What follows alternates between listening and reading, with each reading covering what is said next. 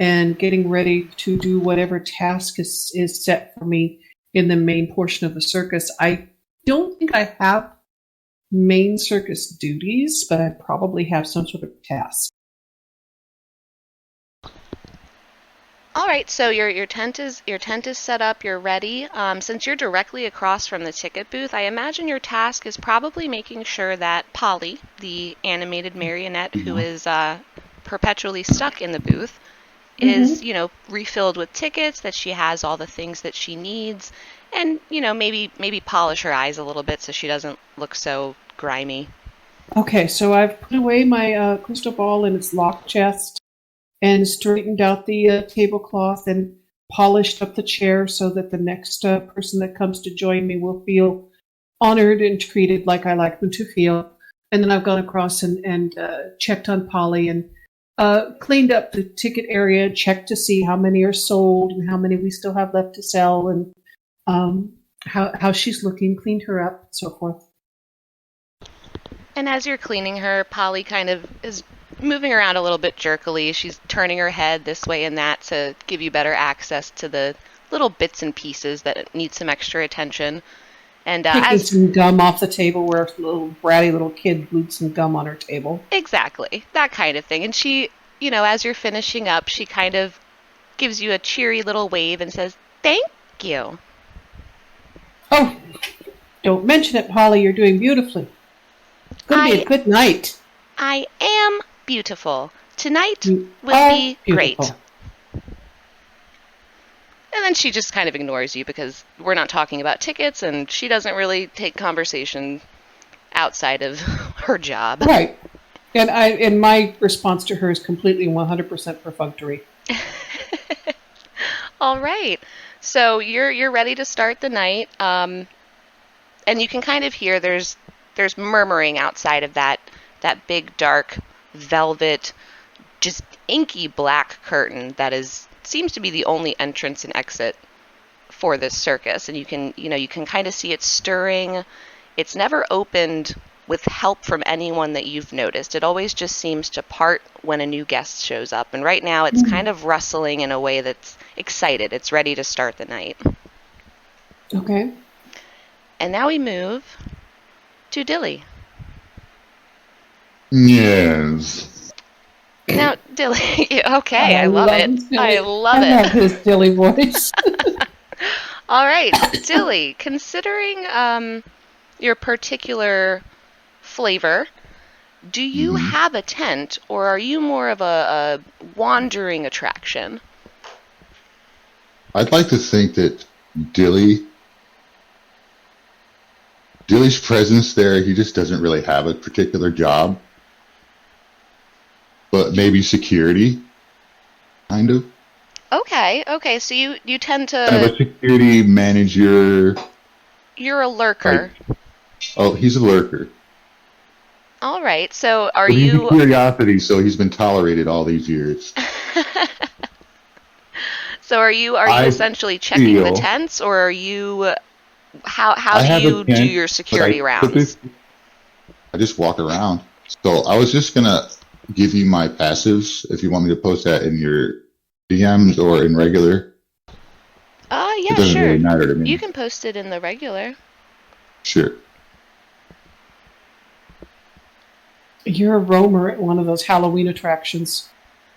But if you feel like he should have a job, that's fine. But I feel like he likes to curl up in what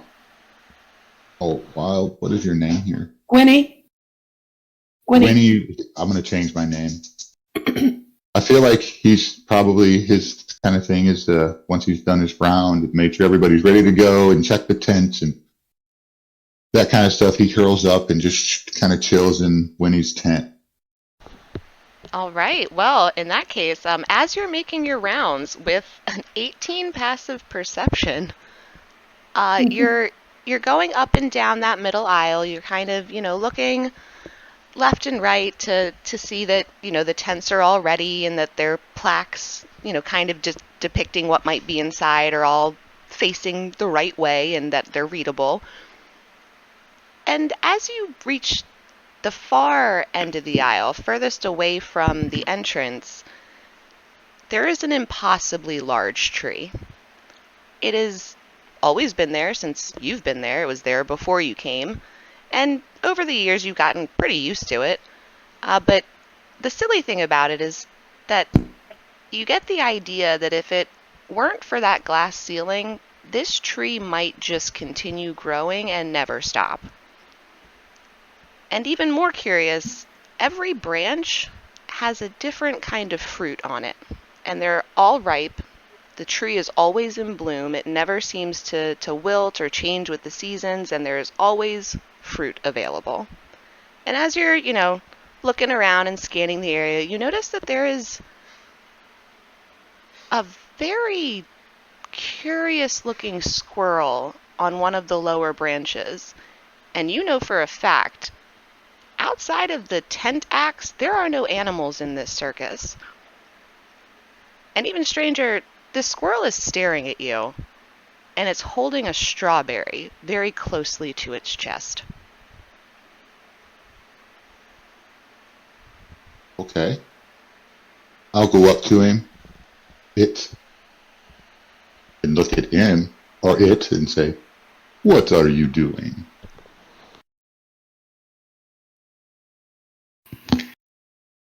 I chirp and dance around and present a strawberry to you. Oh, okay. Now, Dilly, I'm gonna send you a private message because you know this tree. You know a lot about this tree. Mm-hmm.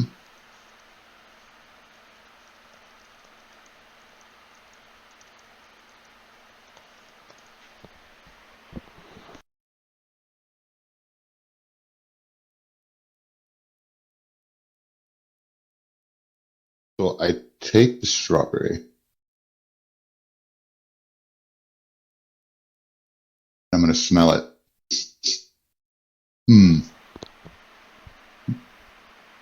This smells suspicious, little squirrel.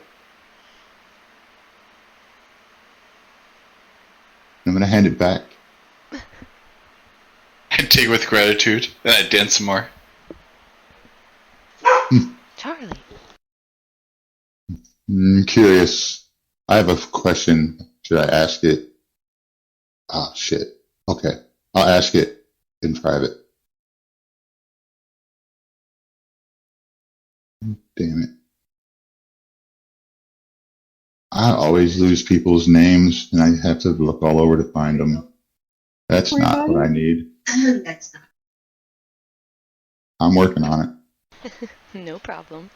Dippy does DMing. Sounds like a porn. That's right. Go easy, it's my first time. Never. I'm jumping off the dresser.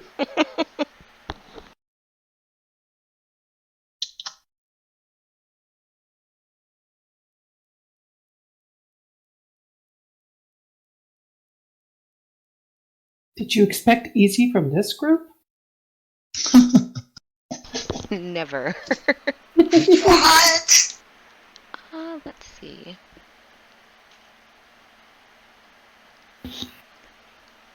You know what, dog? I'm going to say yes because you have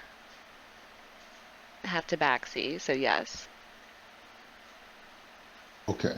Well, so I'm going to look at the squirrel. And I'll just kind of turn my head to the side. I'm going to look the squirrel right in the eye. I know what you are, little squirrel. Do not give me any reasons. And I'll just walk away. All right. So, Alex, you have effectively been warned by a very large cat person with horns. How does that make you feel? You would have seen Dilly is 6'7". He has these huge cat ears and these horns that kind of curl back ram-like from the back of his head and come around to the sides of his face, right about his face and his cheekbones. His eyes are pitch black, but also like if you look at them, they look like, you know how a dog's eyes or someone with cataracts eyes look like they're like hollowish or like Like that look. I milky don't know how to almost? describe it. Like milky, yeah. Yes, his canines are pretty big and they're gold plated. He's dressed in like a zoot suit. He's wearing a bowler hat that's customed to fit right over his horns. And, yeah, he's a big fucking cat. Oh, and his fur is jet black, but it has this like whitish iridescence to it. Well, I just feel a little confused whether or not he was talking to me or the person behind who got startled. But I was very curious that he was interacting with me.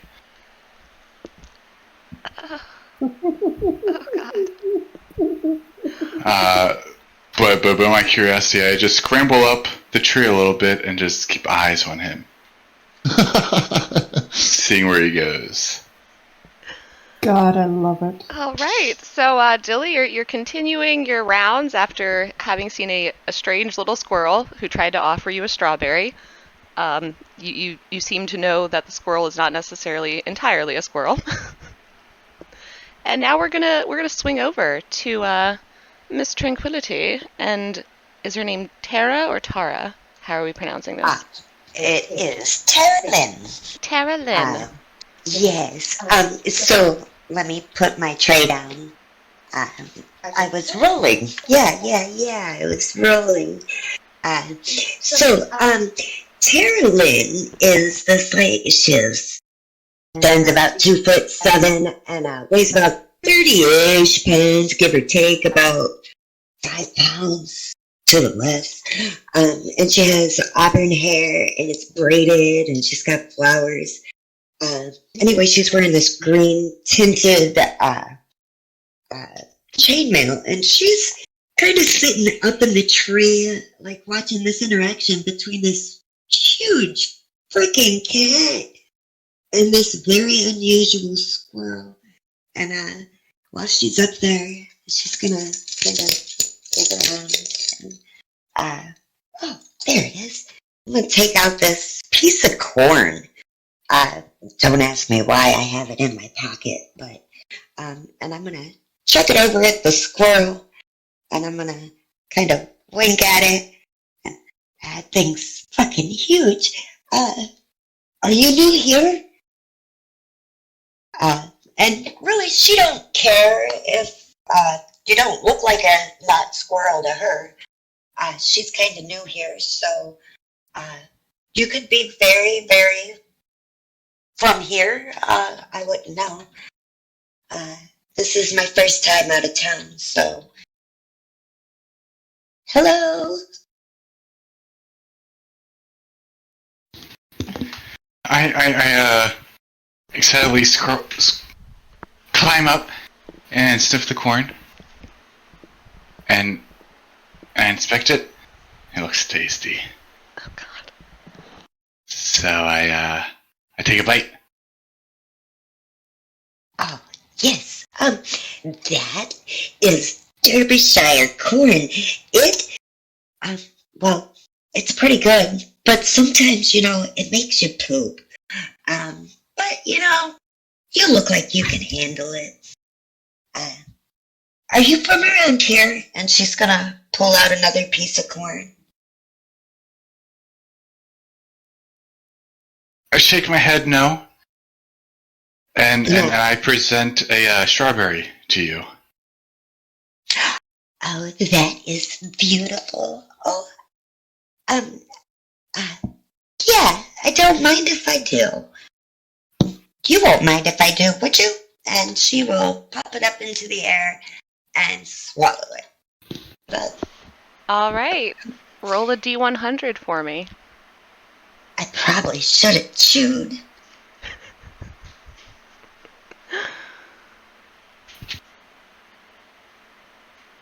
84. 84.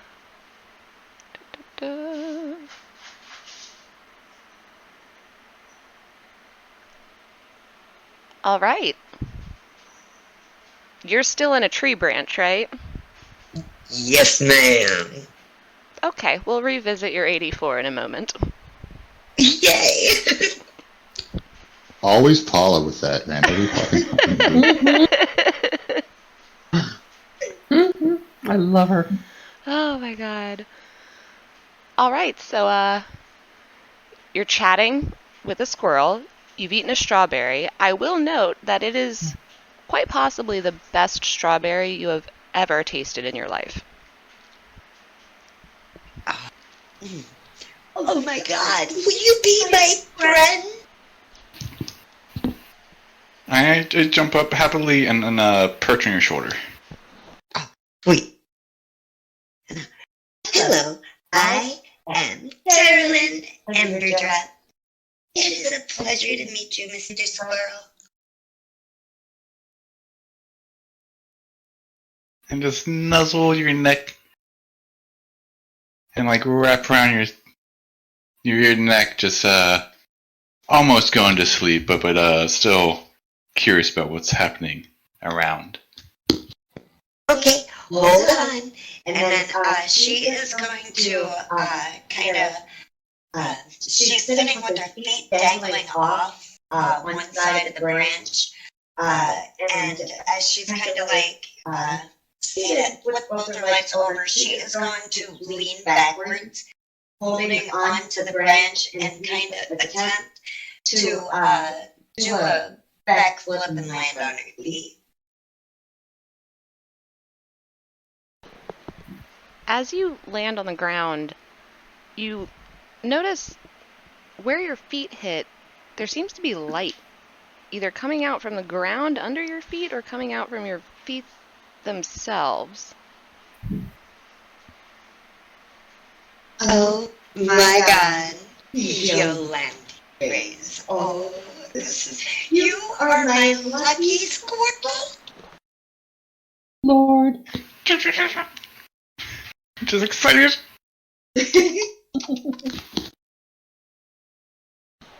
And it's Yandala.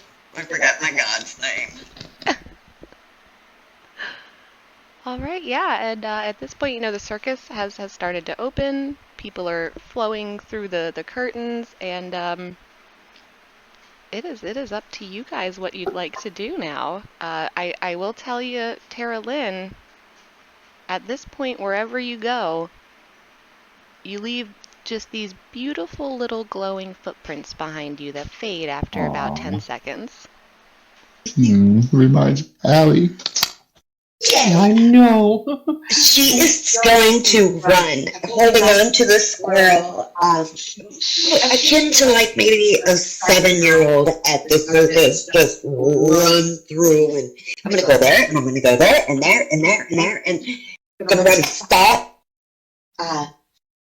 Oh my God, there's a fortune teller! Do you want to go? Do you want to go? Come on, Mr. Squirrel, let's go.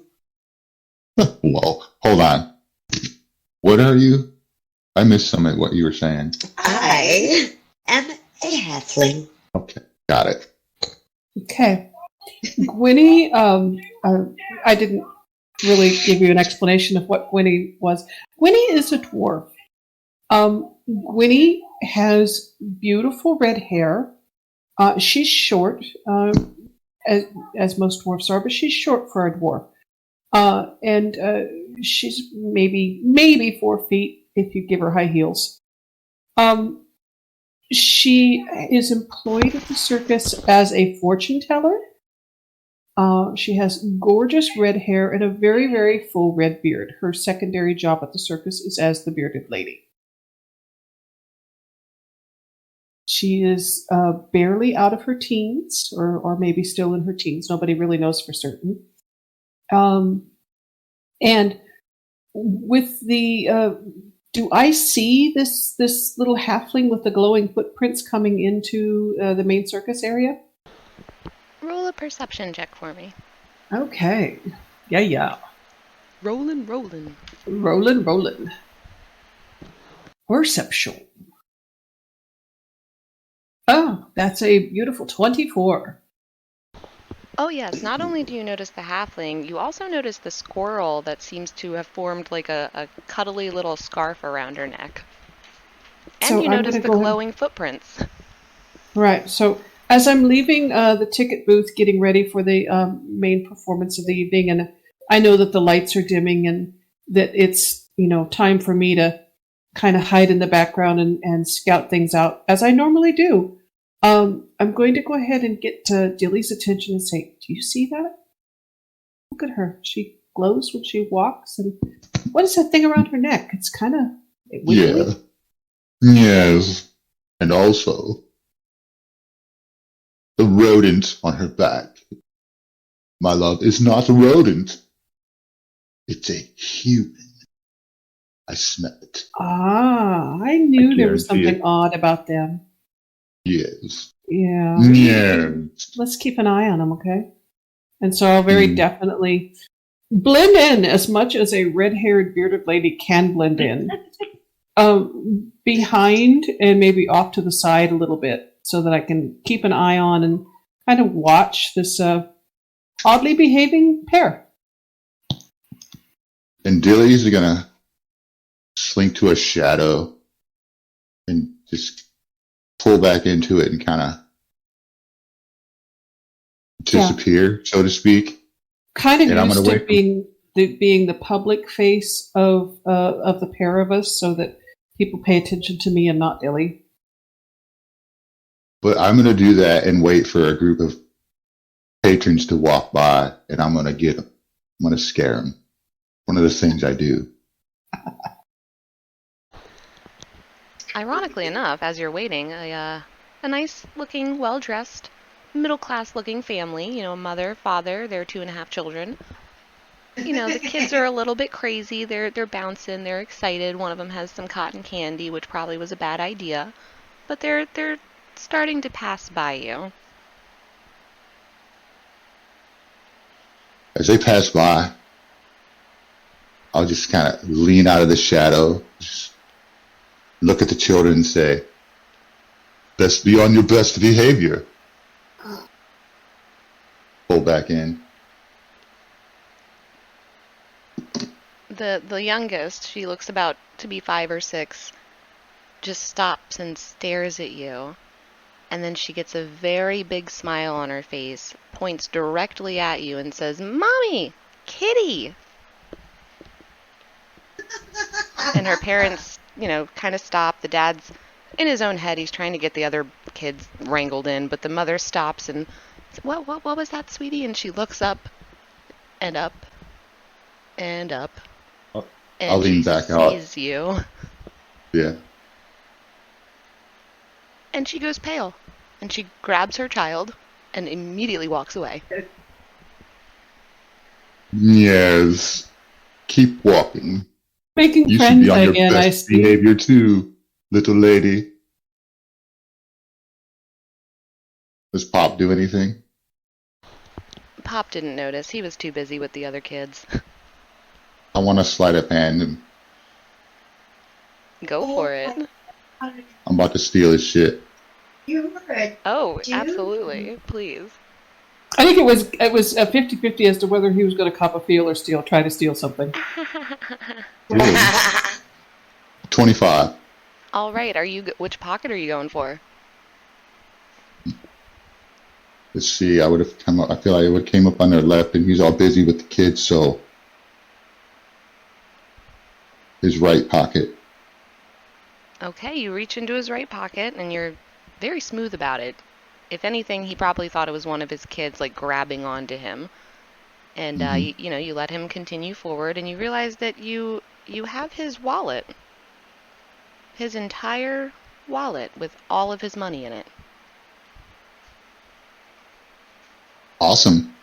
Roll a d20 for me. Never mind. I was like, you gotta give it back. Who says my guy's even nice? Apparently he's not. Do I 7. see him watching and this You can roll a as we're like perception for looking me. around? Dilly, you I would have say I have to be at received disadvantage. you've received 7 gold, and yes, Terilyn, you do have to roll perception at disadvantage because he is kind of in the shadows at this point. And behind you. Oh, that too. And you're kind That's of like slick as beelining it for the fortune teller tent. It's destined to be an 11. I rolled That both of them is. at 11. That it is. 11. All right, so Dilly, quick question, meta, what kind of what kind of roll would he be doing to counteract that? Counteracts. Her perception. Deception. I mean, she's on the Deception? back, or she's running towards wherever, and I'm a skilled thief. I mean, I would think that it would be pretty hard for anyone to see me do it. That is true. I agree. It has been written. Terilyn, She's meta. You She's see meta percepting me right now. Is what she's doing. I wanted to know if because I'm a paladin, and if you were in my point of view, I'd definitely stop and be like, "Yo, bro, what the heck?" Or it would be like, "Yo, bro, what the heck?" as it Go stands, away, Morty. unfortunately, he is behind you in the shadows, and you are just like, I cannot look away from this fortune-telling tent. I need my fortune told. I also smell popcorn and cotton candy, and oh my god, this Sensory is so overload. Okay. good. Yeah. I have a question. Were these beings humans? Which beings? The ones I just stole from? Yes. Oh yeah, no. Very, very human. All right. All right, so we have Terilyn heading towards the fortune-telling tent with a squirrel Jethro on her shoulder. After Okay. I've done that, I'm gonna make my way over and slink into the tent. Okay. So I noticed Dilly coming Winnie in tent. the back of the tent and curling up in his little nest of a poof that's there in the back corner that I made for him, using all of the old scraps of the circus costumes to make a kind of a crazy quilt, Can I say one more thing? cat bed type thing. Yeah. As I walk into the tent, there's a couple like jars, and as I walk in, I'm gonna toss the coins into a jar, which immediately spill out because it's so full onto the table that this jar is sitting on. Mm. And I'll slink into my little cat bed. Thank you. Okay. I quickly pick them up and few down the bodice, a few in my pockets type thing, and move the ginger jar off to one side so that it can't spill any more coins out, and check to make sure that Dilly's sufficiently in the shadows before I admit somebody to my tent by sweeping aside the diaphanous curtain that blocks the doorway, and say, welcome, stranger. Do you wish to know your fortune? Are you seeking advice? Do you wish to commune with those who have gone beyond?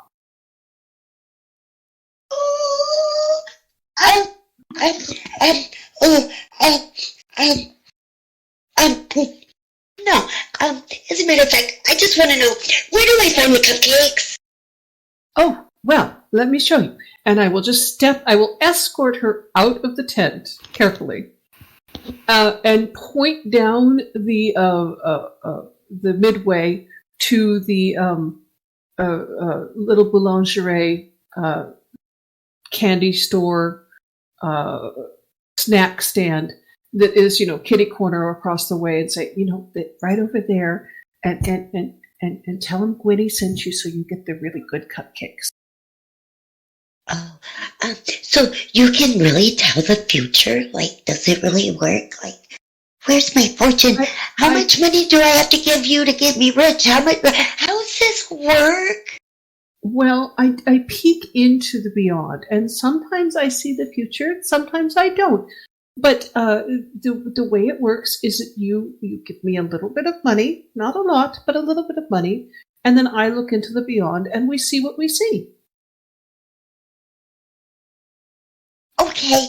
And she will pull out, she'll reach in her pocket, and she has a silver coin, and she has 3 buttons, and what looks like a furry piece of lint with hair in it. And she's just going to kind of look at it, and this is all I got. Dear. You keep that, dear. And I just kind of push that back to her to make sure she gets it taken back into her pocket and say, I think we could use this. And I go ahead and I pick up the silver piece and I move it to the center of the table. And I say, yeah, with the silver, it's best to probably look into the cards. The crystal doesn't show very clearly with the silver. And so I get out my tarot deck and I start laying out the cards in kind of a cross around the coin so that the coin is in the center of the table and that there are 3 cards laid face down around the cross at like the west, south, and east. And then I lay the 4th card at the top, face up. I say, now this card represents you. And I'm going to go ahead and draw my card here. And could you hold on 1 second? And she kind of looks down at the ground, and she hops down off of the chair, and she pulls her backpack off, and then turns around and puts it back up on top of the chair, and then climbs back on top of the chair, and then sits down on top of her backpack, so that she can see the cards now. Okay. All right. That's so cute. So you can see the cards in front of you, and the first card appears, and it is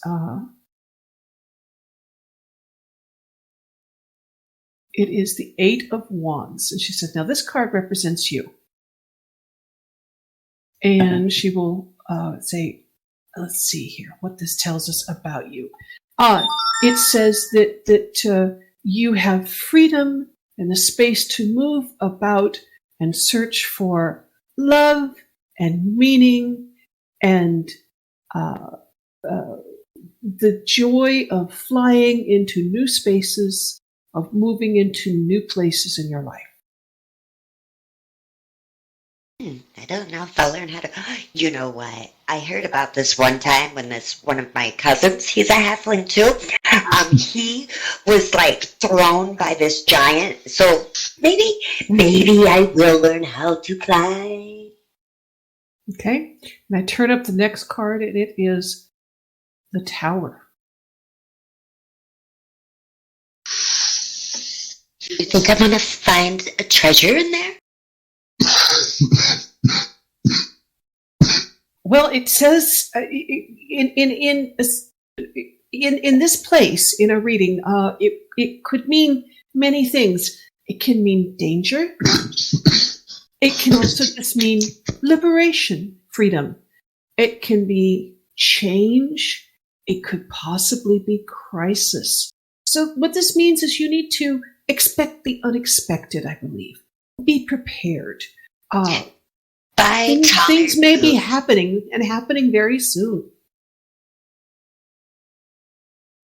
Ooh. And the last card is the second card is the High Priestess.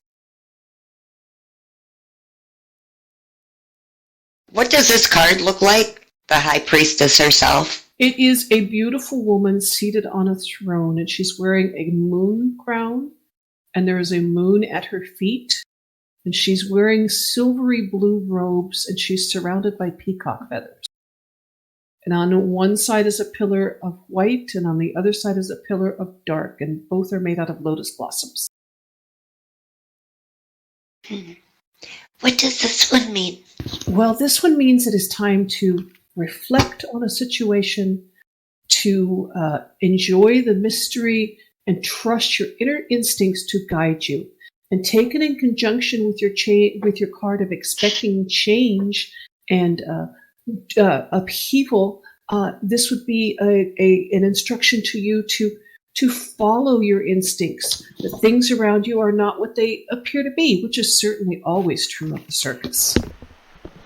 May I yawn and wake up a little bit and stretch and I guess do a roll to see what's around me. Perception roll. Yep, perception.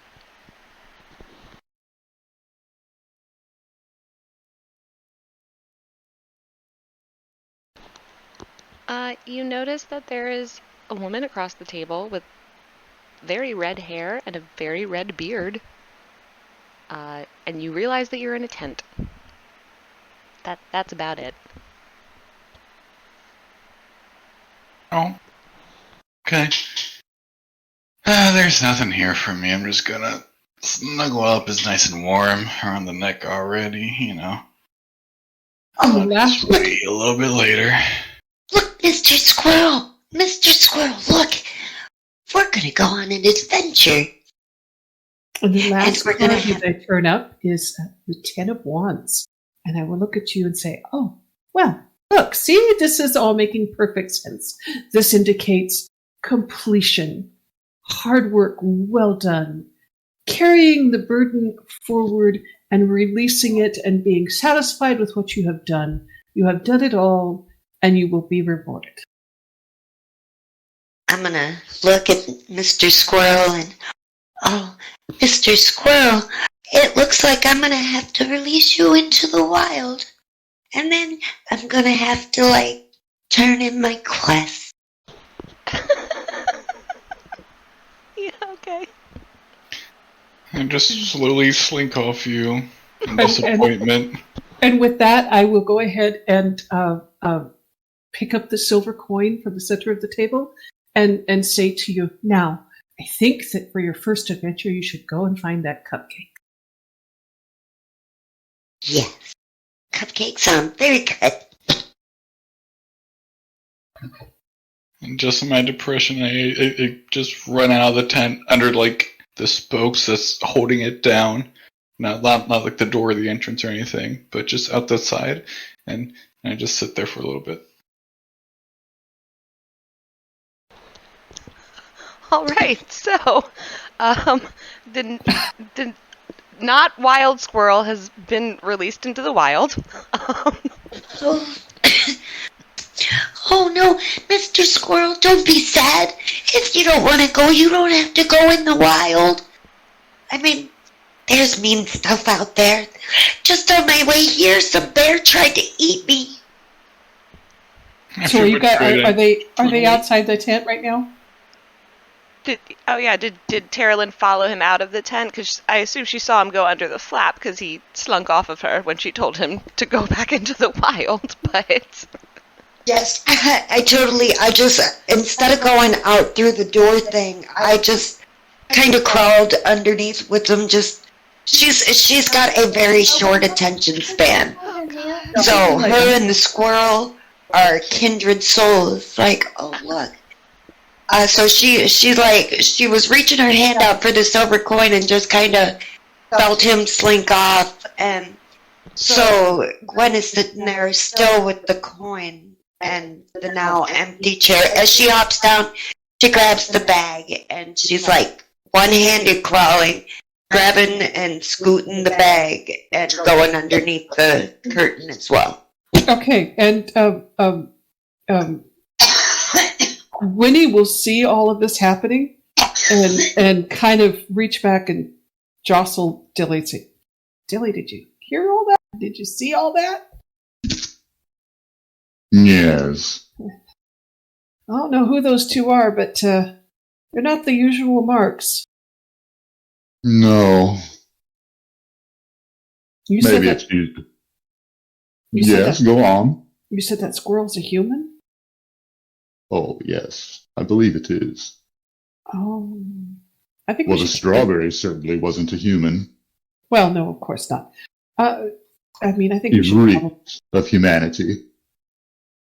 All right, let's keep an eye on him then. I don't think he's a regular mark, Oh, and I don't think No. he's one of our special marks. But I think we need to keep an eye on him. indeed. And Dilly's just lounging, very cat-like. Winnie's just kind of peeking out the tent, watching them as they walk on by.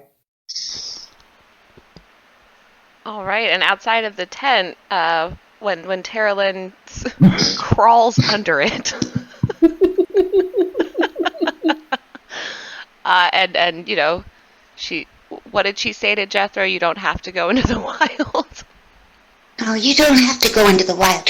You know what? You can go on the adventure with me. You know what? We can make our own adventure. We don't have to go through the throwing you in the wild adventure. That would kind of suck. You know what? I think we should go get a cupcake. And are you with me?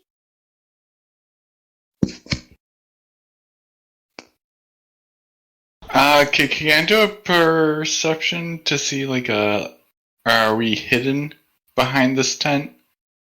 Or in, like, the back wall where no one can see us? Yeah, you don't have to roll perception. You're in between two tents. You're pretty, like, you're kind of behind one tent and in between another. So you're pretty off of the main line of sight from that main aisle. Alright, so I'm just gonna, like, nod my head and turn to human form in front of her. Oh, Mr. Squirrel, you're tall. Where'd your hair go?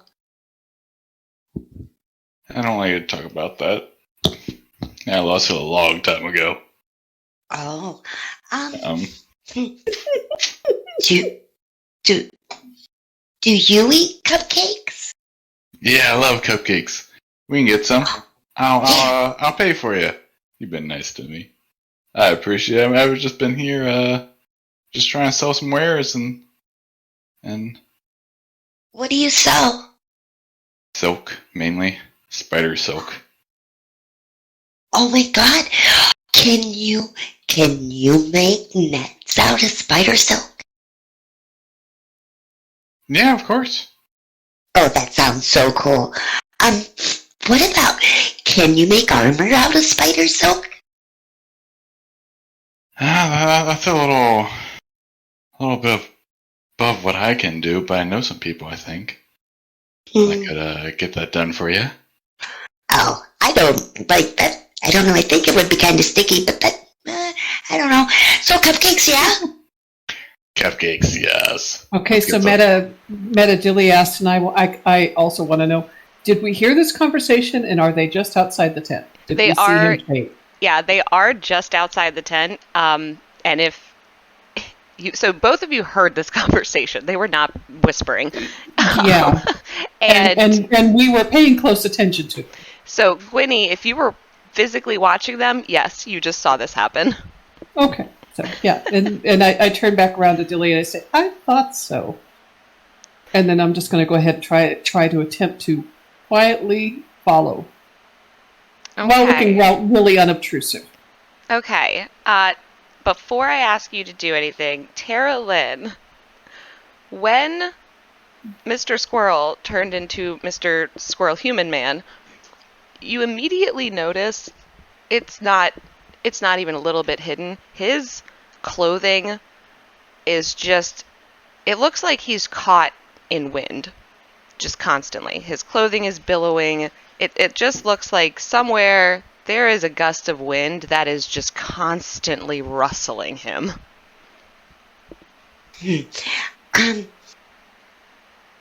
So I'm gonna kind of notice that, and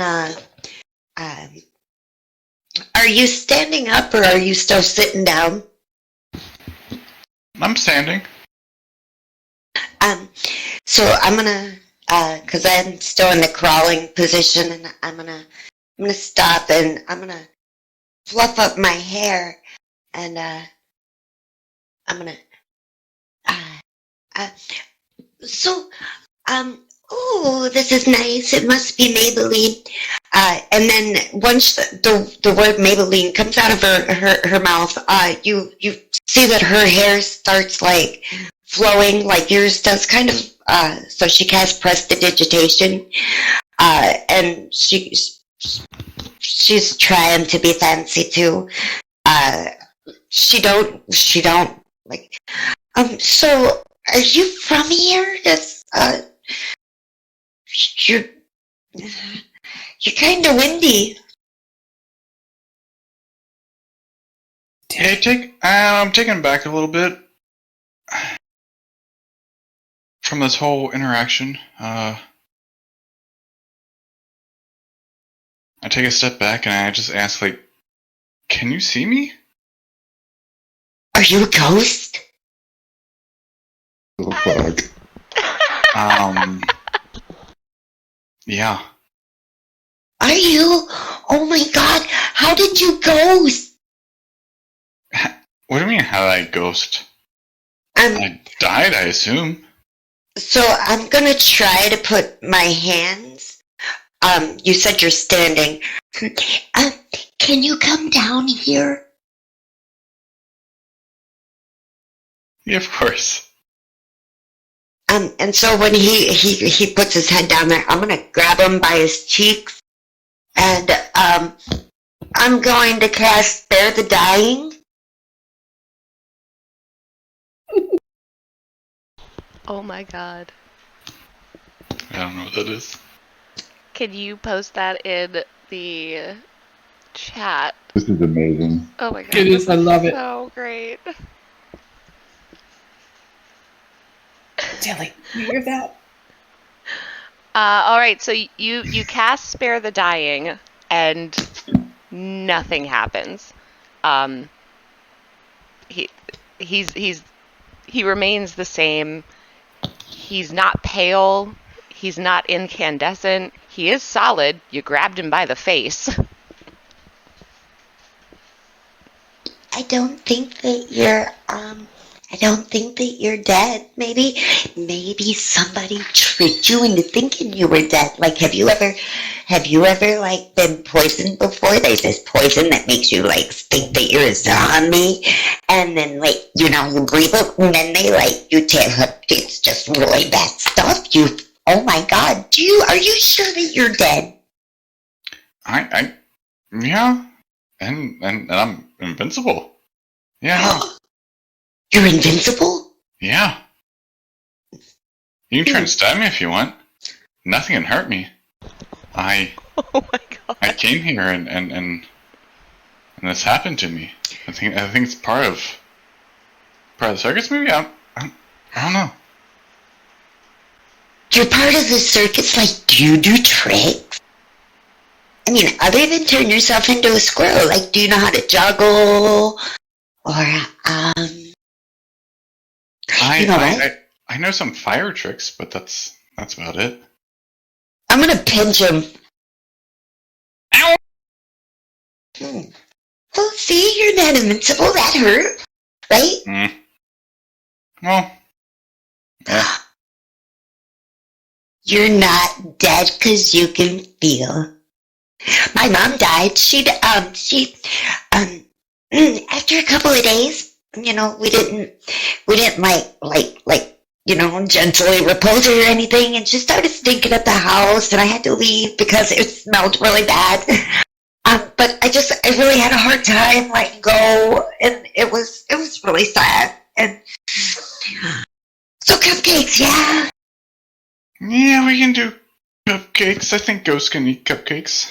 I think we can do that. Yeah. Can one more thing? Can I ride on your foot?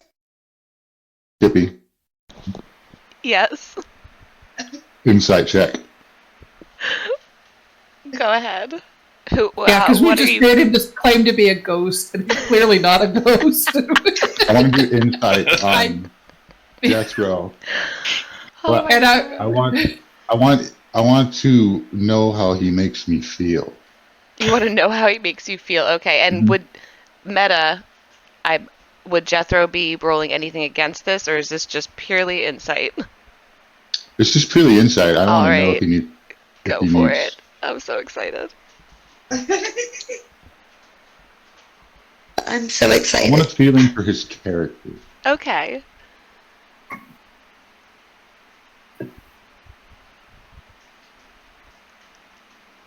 Give me a break. 9. 1. Oh My pass is an 18. That's stupid. From what you can tell, you actually think he might be dead. See what he's making you feel is confused. Like you're Well, very. I'm not. I can tell he's alive. You can tell he's That's alive, obvious. but like you can tell he truly believes that he's dead. Like, so from your perspective, like, oh yeah, no, this guy's dead. At least to him. Makes sense. Saves me some time.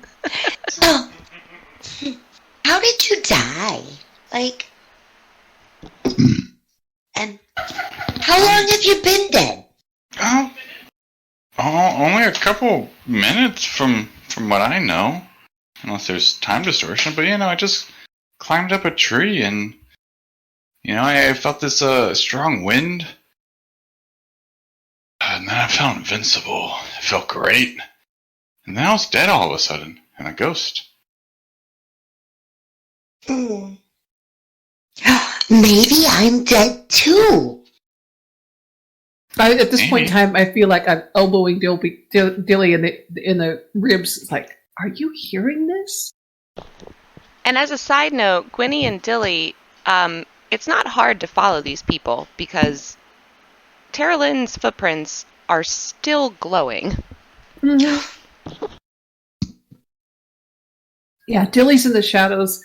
Gwynny's trying to look unobtrusive. She can never really stealth very well because red-headed dwarf with a full beard in fortune teller dress. But she can look like she's supposed to be where she's supposed to be because she's part of the circus. And so she just kind of looks unobtrusive if she can. Yep, I'm not going to make you roll stealth because it makes all the sense in the world that there are walking around acts and you are the bearded lady. Exactly. And so I definitely elbowed Dilly to say, are you hearing this? They think they're dead. What? They think they're dead. Yes, it's very entertaining. Weird is what it is. I never met anybody that thought they were dead before that wasn't dead. Well, maybe he's just an idiot. It's not just him, she does too. She's obviously, my love, an idiot. Well, I know. I mean, she has the idiocracy of youth, though. Oh, What's his excuse? Excuse me, we're not that old. Yes. But still, old enough to know that I'm not dead. His excuse is that he's a squirrel brain? Maybe he retains the brain from the squirrel. Maybe. Anyway, I don't know what to think about them. They're not our normal marks. I got a silver out of her, but I don't think she had much more than that. She doesn't have anything. Yeah. All right. So we should see if we can find somebody who does. Yes. So, do I see anybody around that looks like a good mark? Roll me some perception. All right. I got your perception there, girl. Watch me roll a natural 1. That would be a dirty 20. Oh, well, a natural 4, 12. Oh, heck yes. All right, so Gwynny specifically, you're looking around and you spot a young man. He's tall. He's well built. It looks like he might be a farmer. You can tell by his outfit that he might have borrowed it from his dad. It's an ill-fitting suit. But he's quite handsome. He's got, that late teenage stage acne happening on his face, but like it's kind of cleared up for the most part. And you can just see him wringing his hands around this bouquet of flowers, and it's obvious he's waiting for someone. And he's looking left and right, up and down the aisle, and he's just looking and waiting, and he's sweating, and he keeps like wiping one back of his hand over his forehead, and he just looks really, really nervous. Dilly, you see the same guy. You don't necessarily notice how nervous he is, but you do notice that, like, he's alone.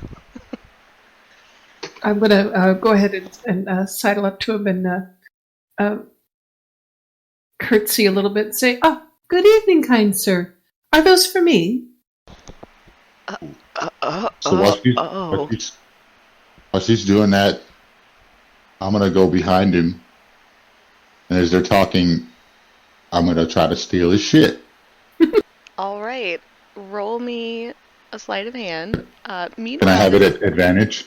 Yes, absolutely advantage. He is totally distracted, not only by being approached by a small woman, but she has a beard. With a beard. Yep, she has a beard, and his eyes kind of widen, and he clutches the flowers to his chest.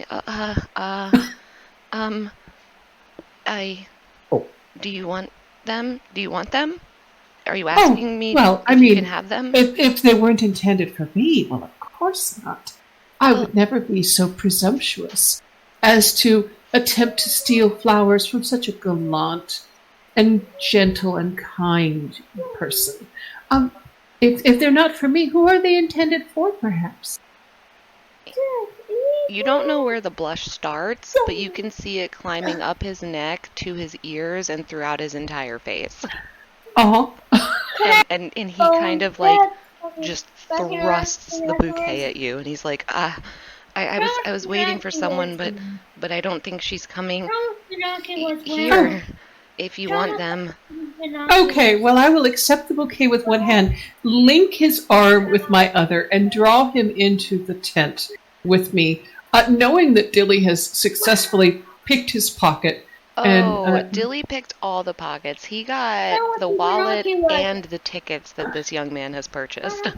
I will send that in chat. Okay. So I will sit him down at my table and say, make yourself at home while I put these in some water and just have them beautify our space a little bit. And I'll go off to find a vase with some water. And I would like to go to the nearest non-human child. The nearest non-human child? Mm-hmm. And are you specifically going towards a child that is a patron or... A non-human patron child. All right. Give me a second. I'm going to random roll for this because I like random shit. Nice. And when you figure out who that child might be and if they're with a family, I would like to go to them with the tickets that I took from the boy. And I'm going to do like that trick. I'll just kind of squat down and do the trick where like it looks like I pull them out of their ear and let them have it.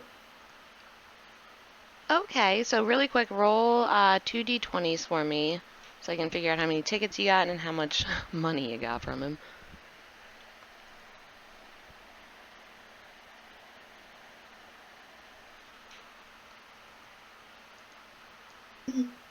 A 6 and a 10. All right. So you got 6 gold and you got 10 red tickets. So you're going to give them all the tickets? Wait, all the tickets. I did that wrong. I did it wrong. I did it right? No. Exclamation point first. Aha! Yeah, that's it. I'm dyslexic. I didn't see it. Like, this looked right.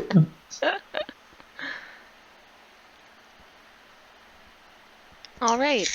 So you see a little gnome child, and he's not lost, but his parents are kind of like, they have their backs turned to him. They're trying to figure out what kind of food they're going to get him. And he's just kind of looking around. So when you come up to him, he looks a little taken aback at first. I want to say he's I'm gonna say like 7 years old, but gnomes are small, so you have no idea how old he is. And he just kind No, of... he's a child, though. He is definitely a child. And I'll go, where are your parents, little gnome? And he kind of looks over his shoulder and points at his parents, and they're Ah, still not paying attention to him. well, wait, what's this in your ear? It does not belong there. And I'll, like, pull it out, like, where did you get these tickets? He looks I'll just kind of hand them to fascinated. him. I'll hand it to him and escort him over to his parents. And he's clutching the tickets like they're his most prized possession. And when you lead him to his parents, he like grabs onto his dad's jacket and tugs on it. He says, Dad, look. And the dad He's kind of towering turns over him. around and he looks at the tickets and then looks at you. And then he pats his wife on the shoulder and she turns around and she kind of gasps. And he says, we... Compliment of the house. Enjoy your stay. And you can just see like some tears shining in the mother's eyes. Like it's very obvious they're not well off. This was like a treat for their kid. They're not dressed well. Okay, I'm going to slide a hand the coins I took into the gnome dad's pocket. All right, go ahead.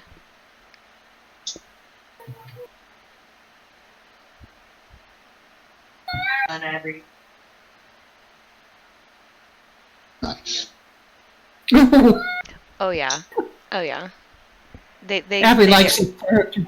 right into the pocket. I mean, the plus 11 helps. Ryan, yeah. what is that?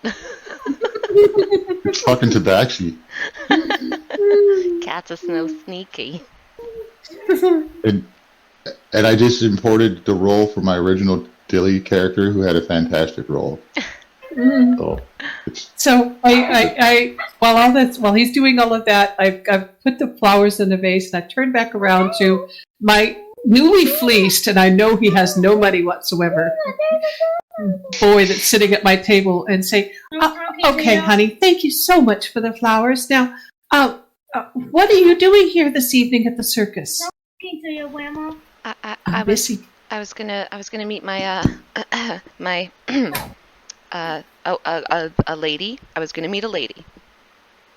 Oh, well, you're all alone now, and forgive me for saying so, but this is just not the best place for a young man who's not familiar with what's going on around him.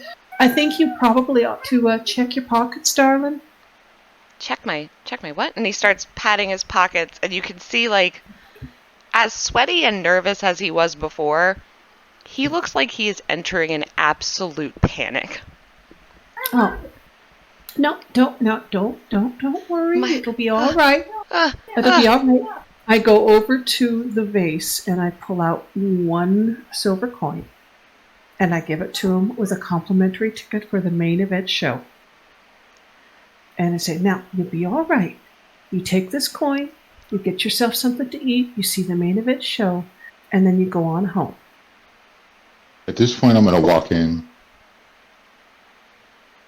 And the young man he's nodding, but he looks really confused and really just like his entire world is crashing down. He got stood up, he got robbed. Now this bearded woman like took his flowers but then paid him for them. He is very confused. Yeah, and I'm just going to walk him out of the tent and walk him over to the main event show to make sure that he gets into the show safely. And he Before he does that, I walk in. Okay. And I want to see him looking, and I'll just go, looking for something. Don't worry about it, Dilly. He's just here to see the main event show. He walked in the wrong tent, and I'll just walk him on out and over to the main tent. Oh, I was going to hook him up, but it's all good. he's nodding in thanks. Thank you. I'll come back. I'll come back to pay you back.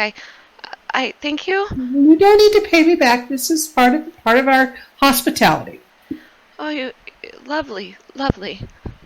And he just kind of is shaking his head and nodding intermittently, but he rushes into the main tent. I didn't mean to cut you off, dog. Mr. Squirrel, everybody's going to the thing. Is your name Mr. Squirrel? No, I'm Jethro. Oh, hi Jethro. I am Carolyn. I don't know if you remember my name from when you was a squirrel. Can you remember from when you were a squirrel? Were you a squirrel when you died? Yeah, I was. Were you a squirrel before you died? Like, have you always been a squirrel? No, I come in and out, you know. Sometimes a spider to get some silk. It's easier that way. You sell your own silk?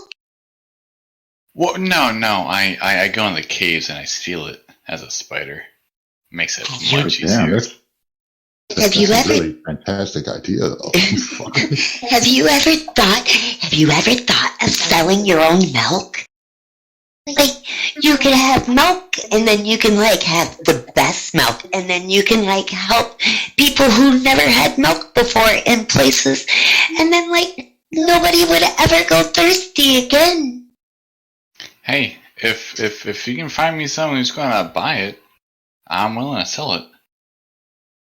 I'm just here to trade and make some money. You know what? I can. I know how to purify food and liquid, so maybe we can make sure that you have the most purest milk. I think that would be a great idea. I don't see where those cupcake stands went. Hold on. Hold on. They're still over there talking after we went and fleeced some kid. I was going to say. We're talking as we're walking. We're walking and talking. Yeah, we're looking for. As this is happening, I feel like. Okay. I just had to ask because it's like they're still just chilling next to him, all chatting. Like we get back, like the fuck. Why are they still here? Yeah, because Lynn and Dilly just ran a number 3 with roses on the skin. A number 3. Oh my god. Yeah, no, and I just want to meta say one thing. Huh. So Paula's over here just giving me these eyes like, you're such an asshole to that kid. Making me feel a type of way like, no, man, no, dude, you got to stop trying to make my character have a heart, dude. So, also, since we're talking about the death thing, and I'm gonna point behind me and at my glowing footprints, since maybe I died with you. Maybe this is like Panorama. You know, that place that you go before you like go to the house or the to Elysium or whatever you believe in. Like, I don't know, maybe it's like a hole and like, I don't know, maybe you like lived in the ocean after you died. I don't know what your belief is, but like maybe we're there. Did you hear that? Because I hear that all the time, just the wind blowing. That's all I hear. Oh my gosh, that would suck. Does it drive you nuts? Like, that would like... Do you think that's how snails hear? Snails? Oh, you're fucking killing me, girl. Yeah, all the time in your ears, that would drive me nuts. That's what's happening. It's only been a couple of minutes though, so it's not too bad. It just I think some earplugs would work. You know what? I've got an idea. So she's gonna dig in her bag and do you have a little bit of string? Yeah, I think I have like some rope I can tear apart a little bit that can work as string if that's what you want. I'm gonna. I see a little string that's like flowing, like where like just right off one of the seams of his outfit, and I kind of pull that off, and I'm not finding what I'm looking for in my bag, so I start checking my hair. Oh, there it is, and I pull out a piece of wood, and oh, Bobby, where are you? And she's saying, oh, Bobby, where are you? She's wrapping the string around the wood, and all of a sudden, like, oh, there you are. And then she takes the string and the wood, and she puts it in the middle of what looks like the air, but she casts Unseen Servant, and he can hold your ears for you. And then, Bobby, hold his ears for him.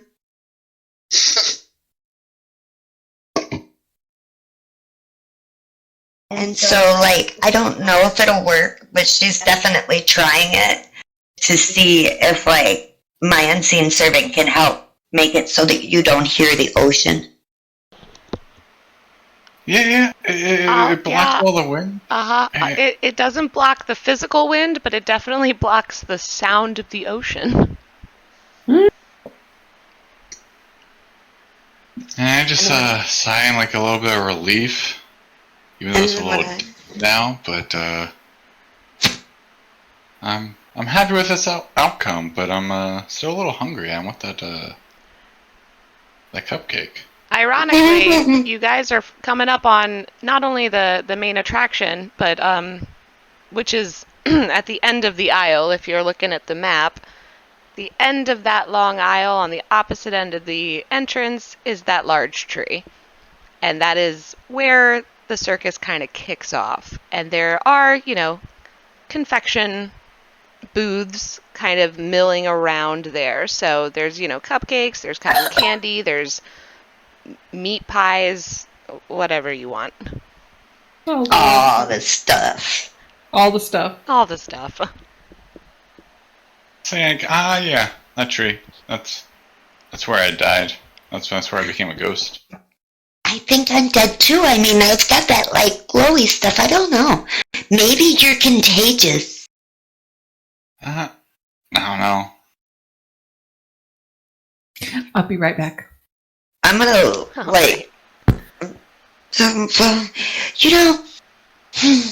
I made a promise that I'd try anything at least once, and then, I'm gonna kind of look up at him with, like, big brown eyes, and I'm gonna say, can I see your hand? But you probably only hear the, can I see your hand? And yeah, I just lend a hand out to you. Since you're on my foot, on my leg. I want to look at it. You don't taste dead. How many dead people have you licked?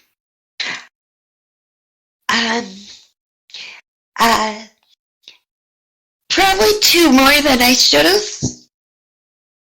I should have known that. Okay.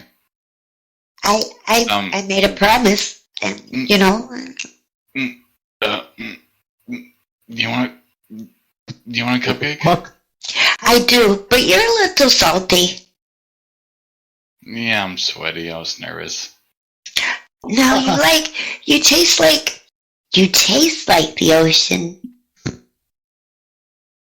At least that's what I think that the ocean tastes like. I've tasted sweaty people before. You don't taste that sweaty. I'm back.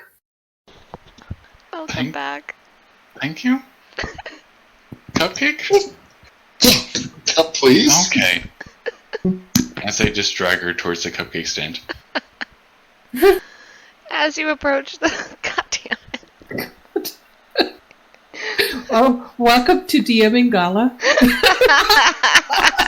I wave. Oh my god, okay, composure. As you approach the cupcake stand... Who's that? Oh god, there's an animated marionette, much like the one at the ticket booth. Except this one's, not clad in tickets. Its hair isn't made of tickets. It's just a normal marionette that's not strung up to anything, but it still has the same weird, jerky, clacky movements. And as you approach, it gives you it straightens up and gives you a cheery, jerky wave and says, "What can I get you?"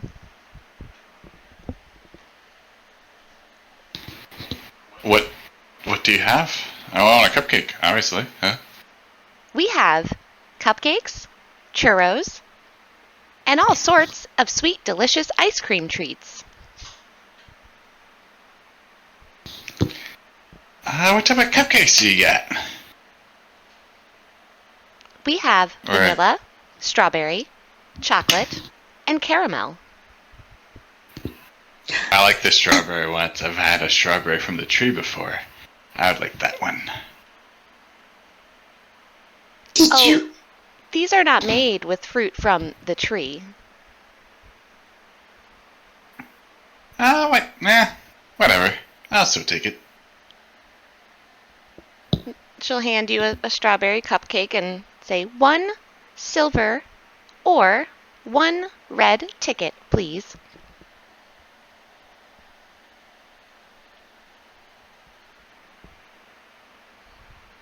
I'll give you a red ticket. Thank you. And she eats it. Oh, that's. And you thought it was weird that I licked you. She's eating paper. I do not have a regular digestive system like most living beings. Oh, you. Why not? I am made of wood and metal parts. Do you have any wooden cupcakes? No. Oh, I will make you one. I do not eat anything but tickets and What coins. if I need you? Oh my God. Okay. Gwynnie said that you had special cupcakes. Could we have 2 special cupcakes? Gwynnie, when you referred to special cupcakes, did you have anything specific in mind? Just that I might have had a deal with the marionette behind the counter to give him a cupcake that has extra icing on it and charge him more money. Oh, perfect. All right. I'm a carny. What do you expect? The marionette throws her hands up in like a weird caricature of celebration, and she says, "Gwynnie gives all of the best deals. Hold on one moment." And she bends like incredibly unnaturally, like right angle at the waist, and she's like rustling beneath the counter, and she pulls up these 2 giant cupcakes with so much icing, and she says, 2 gold, please. Oh my God! Oh my God! Jethro, these are the biggest cupcakes I've ever seen. They're almost as big as me. I don't know if I'm going to be able to eat that much, but shit, I got 2 in my hand. Might as well start munching down before the show starts, right? Yeah. That's a lot. That's a lot of money to ask from you. Do you want me to pay for them? Yes. Okay.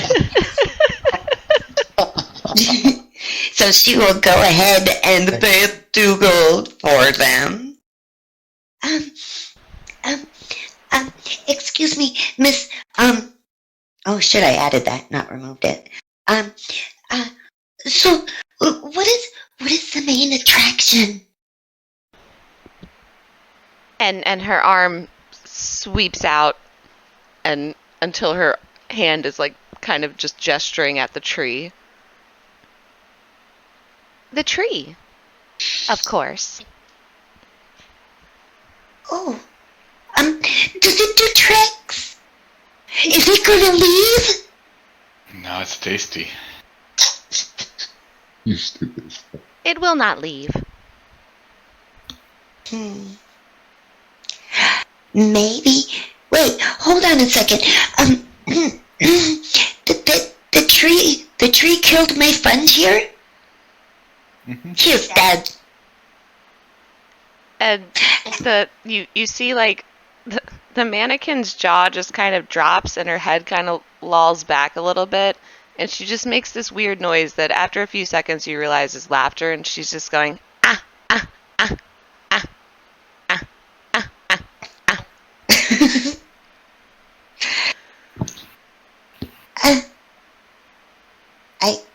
Is she laughing? The tree does not kill. But But hey, I'm dead.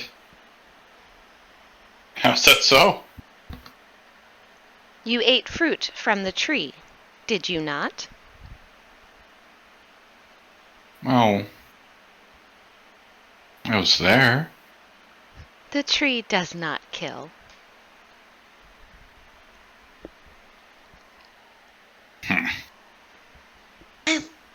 it gave me lighty flip, like lighty prints. Like I got. Do you see? And I wanna. Can you see with wooden eyeballs? I am so sorry for you.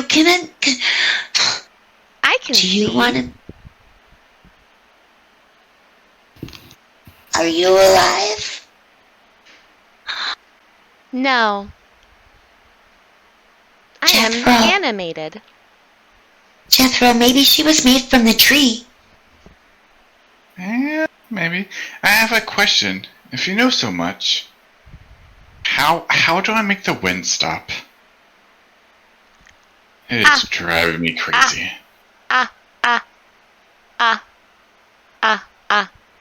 You ate from the tree more than once.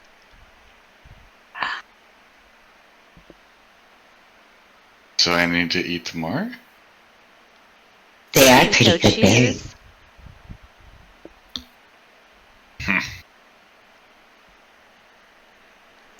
And as you're attempting to get more answers out of this mannequin who is there to sell you food, the lights kind of go down in this big glass contraption of a building, and you see that all of the fruit on the tree is starting to light up from the very top, very slowly, is just sort of trickling down, almost like a Christmas tree effect, but it's not a Christmas tree.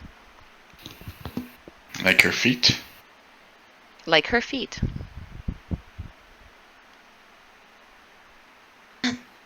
Do you want to go to the tree and try to eat some more and maybe bring you back to life? We can try. It was 3 bites that made me dead. Maybe 3 more makes me alive? Sounds good. Let's go. And I'm gonna try to reach up as high as I can to try to get his hand and grab one finger and start running like a little kid. As you approach the tree, there is a crowd that has formed. You're kind of running up on the back of this large crowd. Everyone who's been there before knows that this is the start of the circus. This signifies that all the tents are going to be opening at the same time and that things will be happening. So you're at the back of this crowd. Jethro, how tall is your character? Typical human male, like 5'11" or so. Okay, so you can special. kind of see, if you're leaning back and forth, you can kind of see enough that you've already seen the base of this tree, you've already seen the door. It is up to you whether or not you want to help Tara Lynn see. And as you decide that, Gwynny and Dilly, are you guys the types of circus performers who like to watch the opening act? I think that we would only be watching the opening act to see whether or not there were any marks we could take advantage of. Is that right, Okay. Billy? I would say so, yeah. We would kind of... We're probably used to the acts by now. We're not necessarily watching the act so much as watching the audience. Okay, so how are you approaching this? In terms of, like, physical approach. I feel like Dilly would just kind of be, like, creepy and lurky. But he's 6'7". So, like, he's kind of fading in and out. From behind? Kind of behind people. Because I can see everything at my height, I guess, I would say.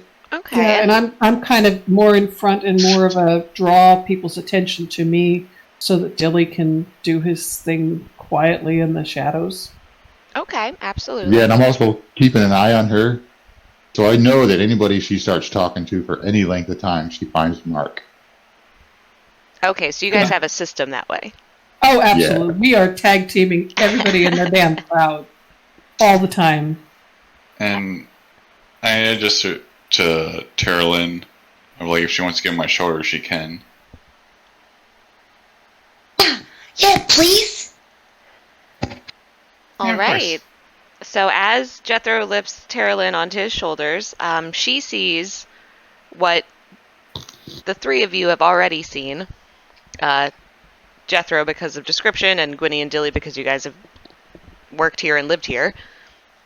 At the base of this enormous tree, and when I say enormous, I mean the trunk of this tree is probably about 30 feet wide. There is a door in the center base of this tree. It's huge. It is intricately carved. And, you know, if you were close enough, you'd be able to see all sorts of different, you know, intricate carvings. But from here, it just looks like a big scene, almost like a mythical scene. There's no doorknob, but right next to it, you know, on a little nail that's been hammered into the tree is a little plaque, just like all the other ones that are on the circus tents, except this one is just rudimentally carved. It doesn't have the fancy script, and it just says the Ringmasters. And the tree's still glowing. You know, it's still, the fruits are still lighting up and cascading down the branches, and finally, at the bottom branches where all of these vine fruits are, you know, you have strawberries, you have pumpkins, you have grapes, and they finally light up, the vines light up, and then the door begins to glow, and the crowd gets really, really quiet. Oh, I can't stop clapping. And she's gonna kind of just sit there and shake like a chihuahua on his, like, shoulder. I'm sorry, I have this image now. Oh, yeah. How do you do this? Oh my god, Wild, how do you keep a straight face so much? I'm saying it doesn't. I don't. But I know why you do that. Okay, all right. Anyway. I laugh a lot. So there's no sound except for this little... Oh, go ahead. Sorry. He goes, God damn you, Gala! On a regular basis. That is a catchphrase I'm starting to understand now. Sorry. Oh my god. All right, so yeah, the door starts glowing and everything's hushed. Even the strange, not so much carnival music that's been playing. It's less carnival, more ethereal and like whimsically eerie. But even that stopped, and all you hear is.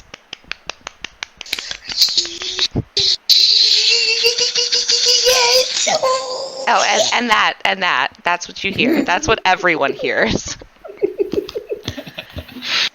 And all of a sudden, the glow on the door grows bright enough that even if you kept your eyes open, you can't see the door anymore. And suddenly, the light from the door disappears. All of the fruits are still glowing. And two people emerge from what is now just this open doorway into a tree.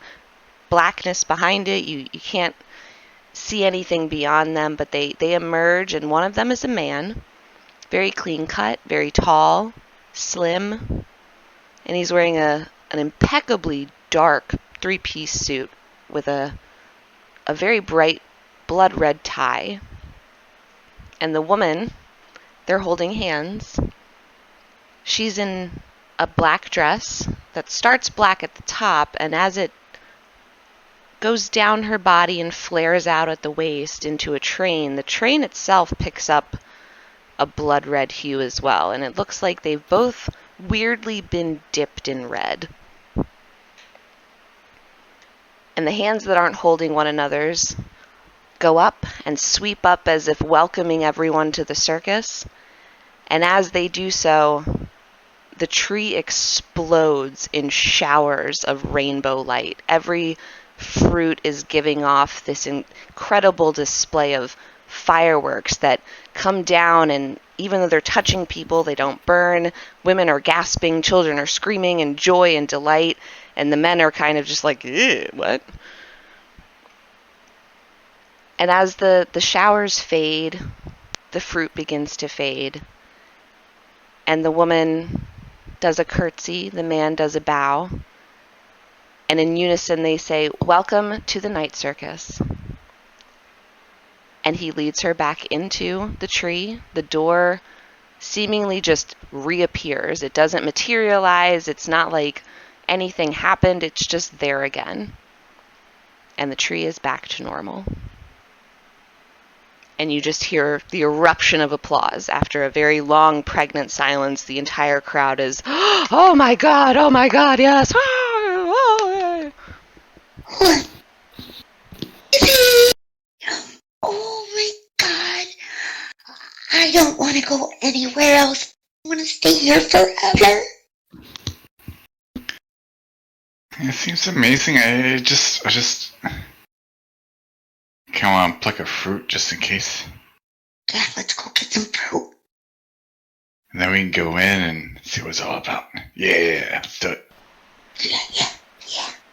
All right, while you two are going in search of fruit, Gwynny and Dilly, give me perception checks. Okay. Perception. 16. Okay, and Gwynny, you said you were closer to the front of the crowd. Yeah, I'm more into the crowd than he is. He's at the back, at the outskirts. Okay, so during the display, you noticed a sweetheart couple. They seem to be in their late teens. They're definitely holding hands and a little touchy-feely, so you have a feeling they're getting to that point of probably, marriage maybe, who knows, whatever. But the man seems wholly engrossed in what he just saw. Even as they're starting to walk away, his eyes are kind of glazed over, like he just cannot process what he's just seen. And his sweetheart lady love is just chattering away over his shoulder about how awesome it was and how beautiful, and oh, maybe we should try the fruit later. And she's just chattering. She's totally oblivious to him not paying attention to her. And they seem like the perfect mark. And I will go up to the girl and say, "Wasn't that absolutely glorious? Have you seen everything that's around here to be seen?" Leaving the man to be kind of cut off by Dilly. All right, and yep, Dilly with 27, you noticed the exact same couple. And if anything, you kind of are seeing that the man isn't even really, he's being led by his girlfriend. He can barely walk by himself. He is just so confounded by magic. Oh, do I have advantage of sleight of hand? Absolutely. Awesome. And Gwynny, as you're talking to this woman, she's, oh my goodness, I've never seen anything like it. I've seen so many magic shows. I love magic, don't you know? And usually there are mirrors involved or some kind of smoke, and I didn't see any of that. I didn't even see wires. I have no idea how they lit up all that tree. It is just so marvelous, isn't it? Yeah, we net 20. Oh my Dippy? God. So I want to fleece them both, if that's possible, with a natural 20. Yeah, tell me how you want to do it. Well, does she have anything like nice, a bracelet or necklace? She has like a purse kind of hanging off of her, like, she's wearing a very nice dress. It seems like, this probably is her only nice dress, but she's got a little purse hanging from her ribbon. I'll notice she's really engaged with talking to Gwynny, and as she's leaning forward, she's kind of handsy, and as she leans forward, I'm just gonna slide the purse right down off her arm. All right. And for him, since I'm kind of between them, I'll see that his pouch is kind of hanging behind him in a little bulge. And as I turn away and have her purse, I'll bump into him. Oh, pardon me, sir. And there you are, Gwynny. You're being asked for in the tent. Oh, yes. Excuse me. Enjoy your skill. Oh, yes, and please come and see me at the fortune-telling tent. Oh, fortune-telling. Oh, Darby, did you hear that? She tells fortunes. Oh, we'll definitely come see you later. Darby, are you listening to me? And she finally notices that he is just, like, glazed over. He doesn't even acknowledge when you bump into him, Dilly. And I'm just walking away with lots of hip swish. Hip swish out the wazoo. All right, yeah. So are you heading back to your tent now? Or are you still, like, just scamming for marks? Well, I feel like we would scam a little bit more if we weren't observed. If we didn't run into anything, I think we would probably, I don't know. What do you think, Dog? What would we do? I feel like big old meta here. Go for it. I feel like I've scored once, and this will be our third score in this crowd. Probably pushing our luck. Probably head back to the tent and count. Maybe not push our luck so much. Yeah, count it. Let's see what our loot is. I feel like this one was a good one. So. All right. Yes. Speaking of loot, you got both of his pockets and her purse. Roll me 3 d20s, and it's all gonna be in gold. Okay. Out. I think he has to go out, but that other dog was out. I brought him back in. Actually, no, I lied. I'm sorry. The first 2 are going to be in gold. This third one is going to be in silver. Okay.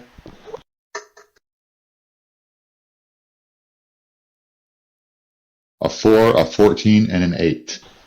Beautiful. So 18 gold and 8 silver. Rich man. God, how are you guys still working at the circus at this point? You're probably the richest out of everyone who works there. Oh, we are. I mean, I don't know if you accepted me just tossing my spillage onto the table that's overflowing with gold coins. I mean, if that's how you guys split your coin, that's how you split your coin.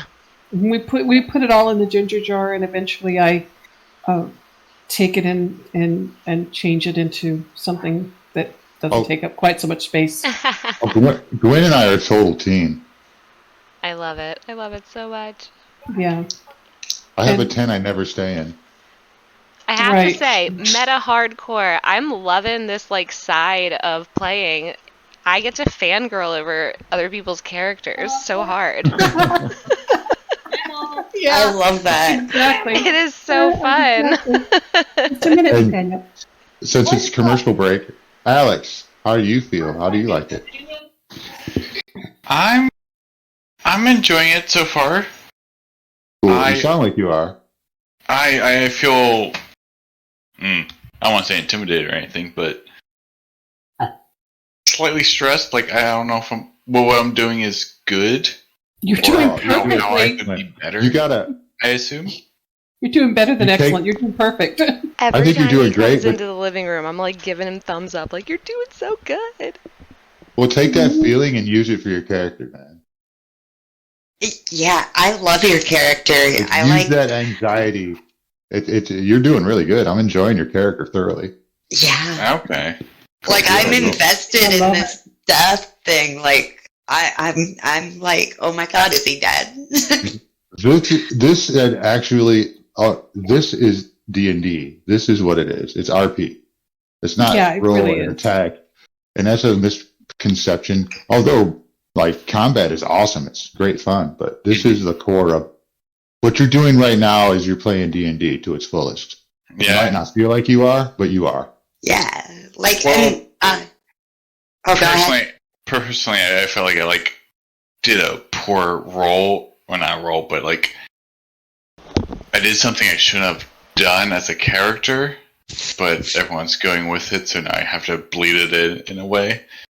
Sometimes that happens. That's called fleshing your character out. Right. There is no such thing as a poor roll. Nope. That is another misconception. Yeah. And this is something we discussed earlier in our chat thing. A bad roll gives you RP opportunities out the wazoo. So a bad roll is not a bad thing.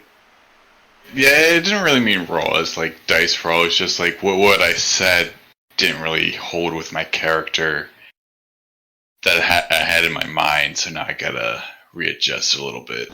It's always readjusting because the story defines who you are, and because we're living so much in such a short time, it's okay for your characters to be, start as one concept and either change by the story or change because you want them to.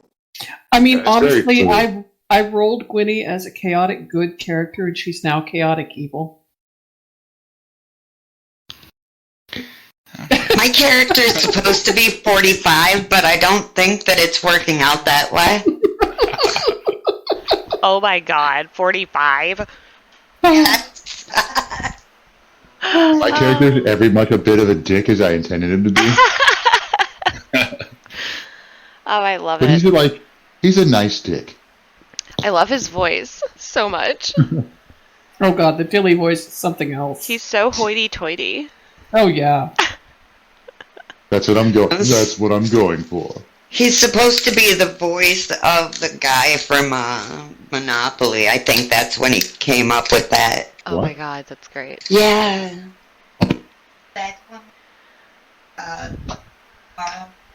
Yes. Yes.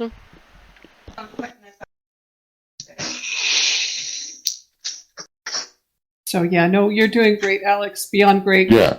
Certainly beyond Yes. anything I ever did as a first-time player. Mm-hmm. Me too. Thank you. Yeah. Brought to you by Carl's Jr. Exactly.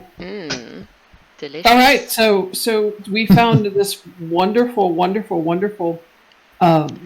largesse of gold, and I look at the ginger jar and I say, I don't think we can put stuff in there anymore. It's kind of full.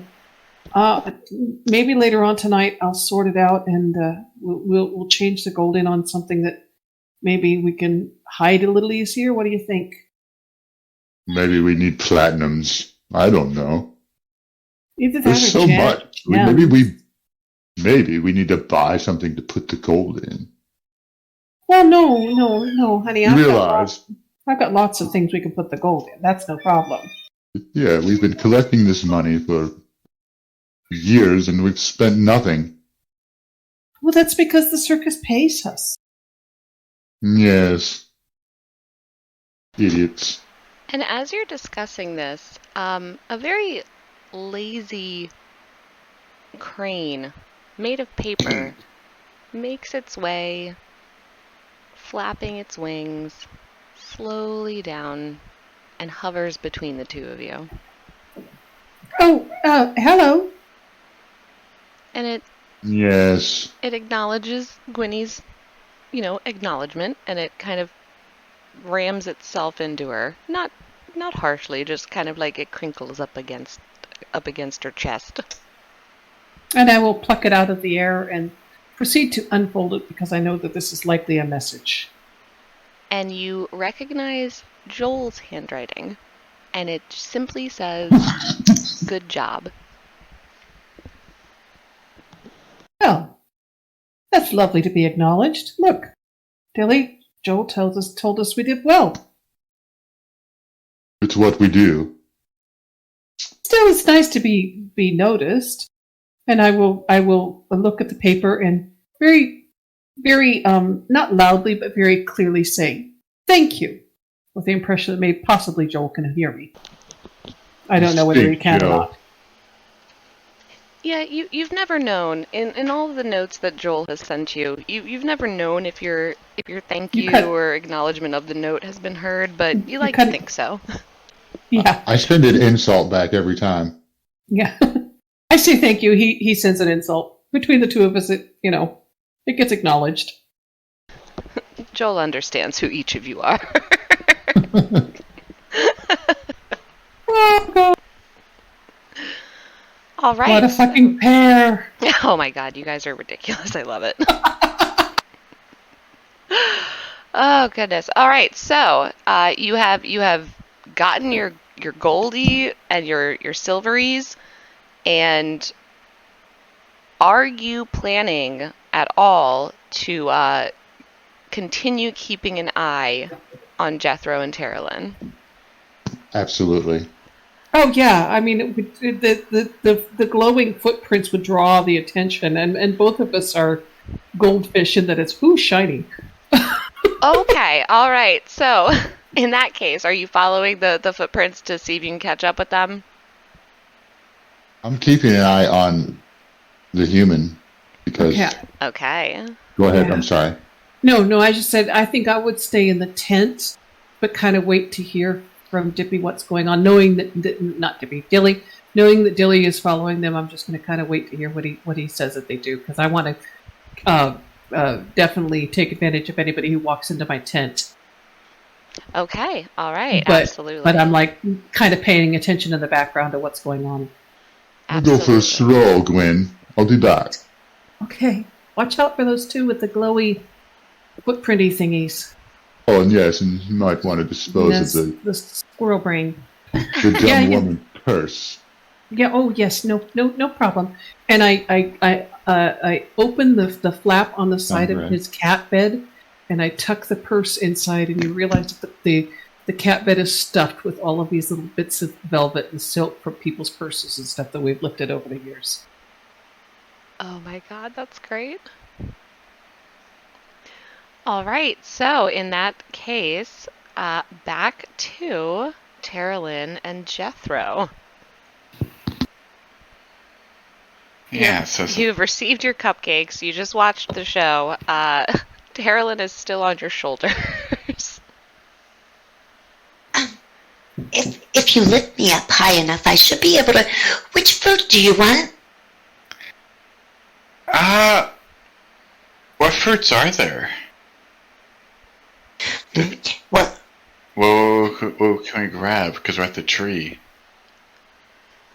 I know strawberries are the low-hanging fruit. So you have the option of grapes, strawberries. There are like blueberries, blackberries. There's a pumpkin. There are multiple pumpkins. Anything that's on a vine is essentially a low-hanging fruit. So anything besides what weighs heavy. My idea is like I'm just gonna, I guess maybe juice them and sell them if you're okay with that. I'll give you some of the profit as I sell it. Do you think maybe you should ask the tree?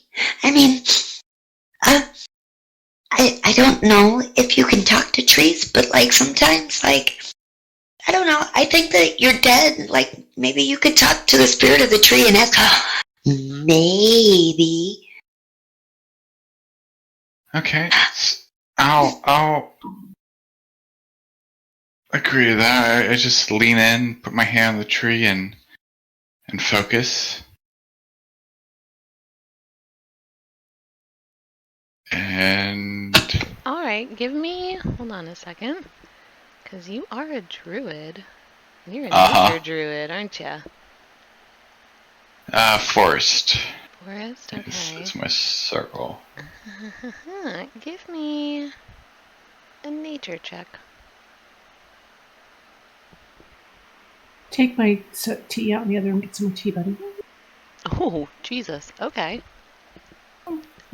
As you lay your hand on the tree, are you Are you laying your hand under any particular fruit branch, or are you just going for it? I'm just leaning against it. I assume there's branches all above me, so my hand is below one branch at least, but Alright. I'm gonna roll something I'm then. not really touching anything in particular. I will roll for a random fruit. Either way, as I'm going for the roll, the fruits on the branch beneath your hand light up, and you can tell that the tree most definitely wants people to eat its fruit. As many of the fruits as possible.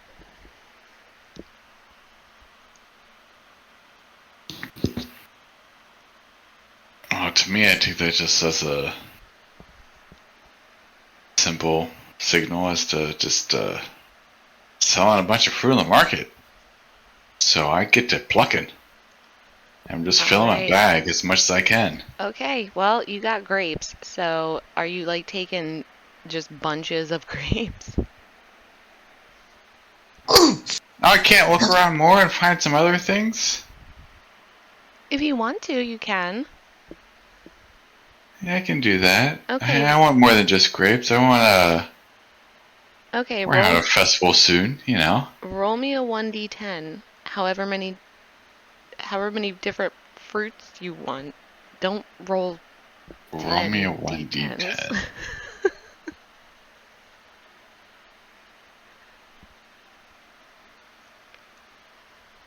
Did I do it? I got a 7. I don't know if it went. It did not went. I don't know why. That's weird. Oh, You know what? Did it just do it on your screen? Yeah. Okay, so you got a 7. That is going to be Right. blackberries.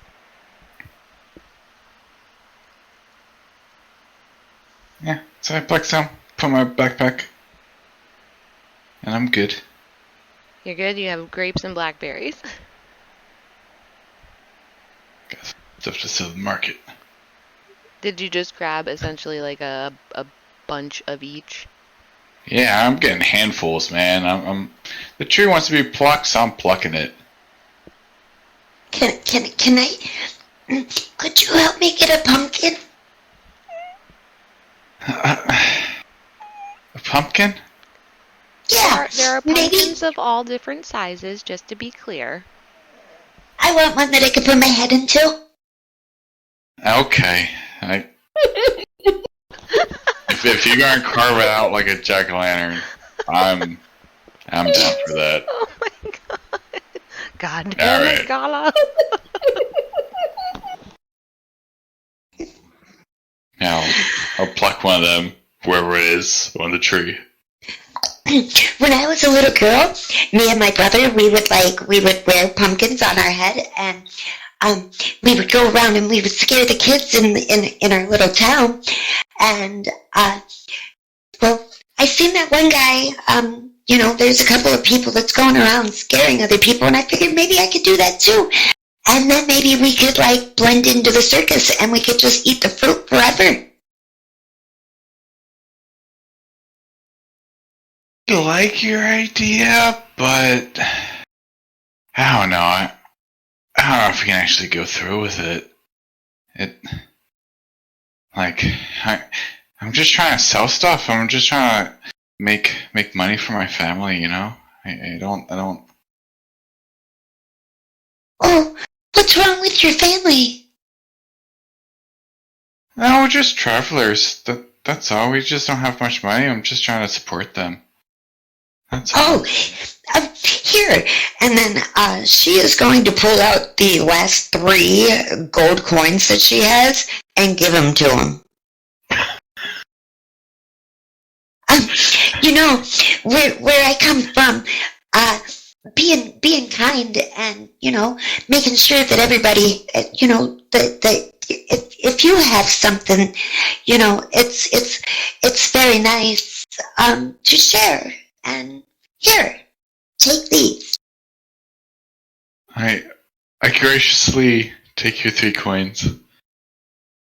And Oh my god. You're so awful.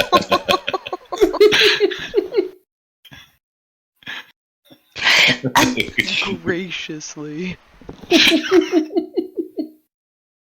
So, I'm gonna, while he's picking the grapes and stuff, I'm gonna kind of grab one of the grapes and,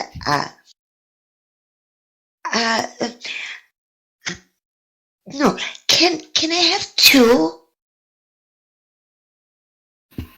can't have 2 what? Can I have 2 grapes? Yeah, of course. I can pull down a full bundle for you. Oh, yes, that would be very nice. Yes, please. Pluck it out of the tree and hand you a full. Both of you roll perception for me. Oh, I love this.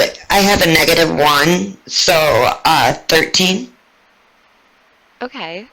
So you're a little more preoccupied with your bundle of grapes that you've just received, whereas Jethro, you happen to glance back up at the branch after you give her that bundle, and you notice that all the grapes you just picked are right back where they started, even though you still have grapes.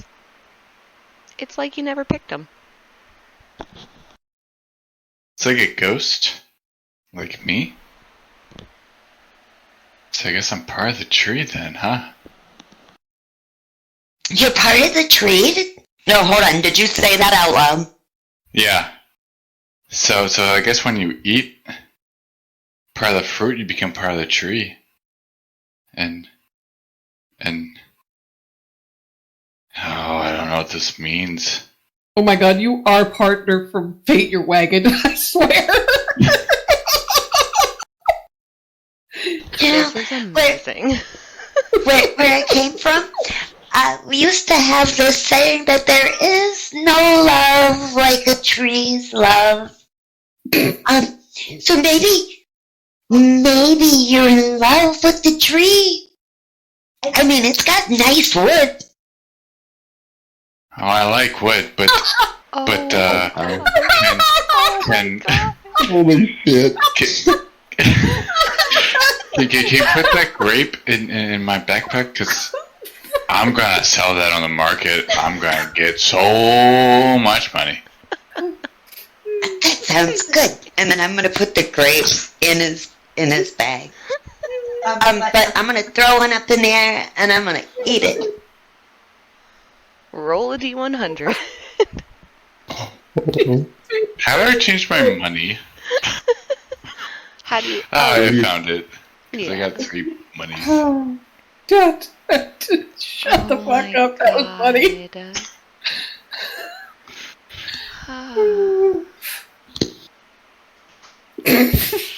Alex, quick question. How many times can you change shape in a day? Is it twice? No, it's only once with a short rest. I can do another. Okay. He's getting ready for bed. He had a long work day.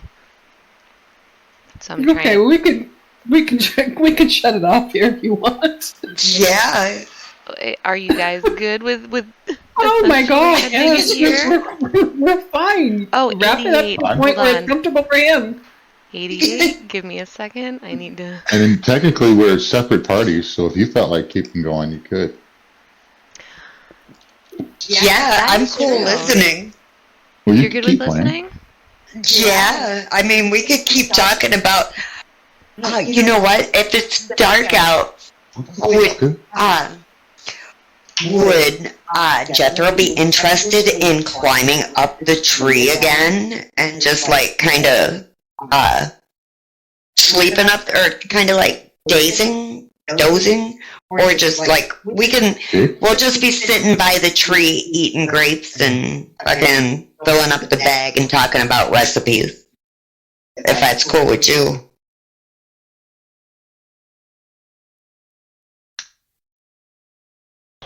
husband. I'm cool with that. He's good with it. He will be.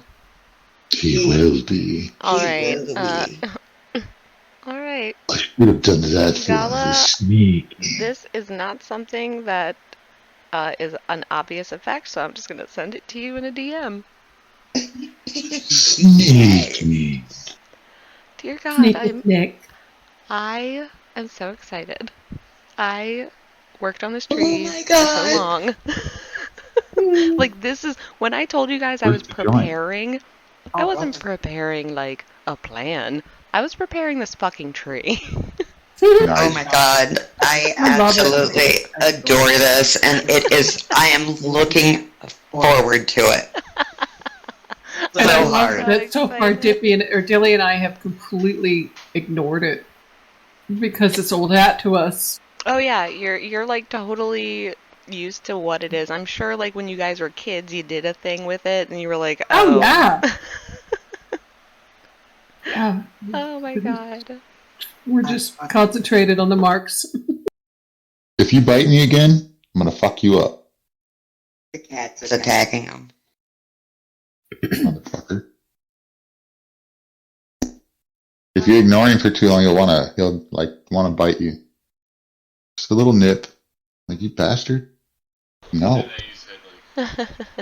Oh, Alex did say that he was cool with climbing the tree and hanging out and watching I'd things. say that It fell what? off, His honey. mic didn't turn on when he put it down.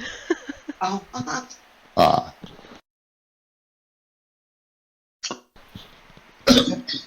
All right.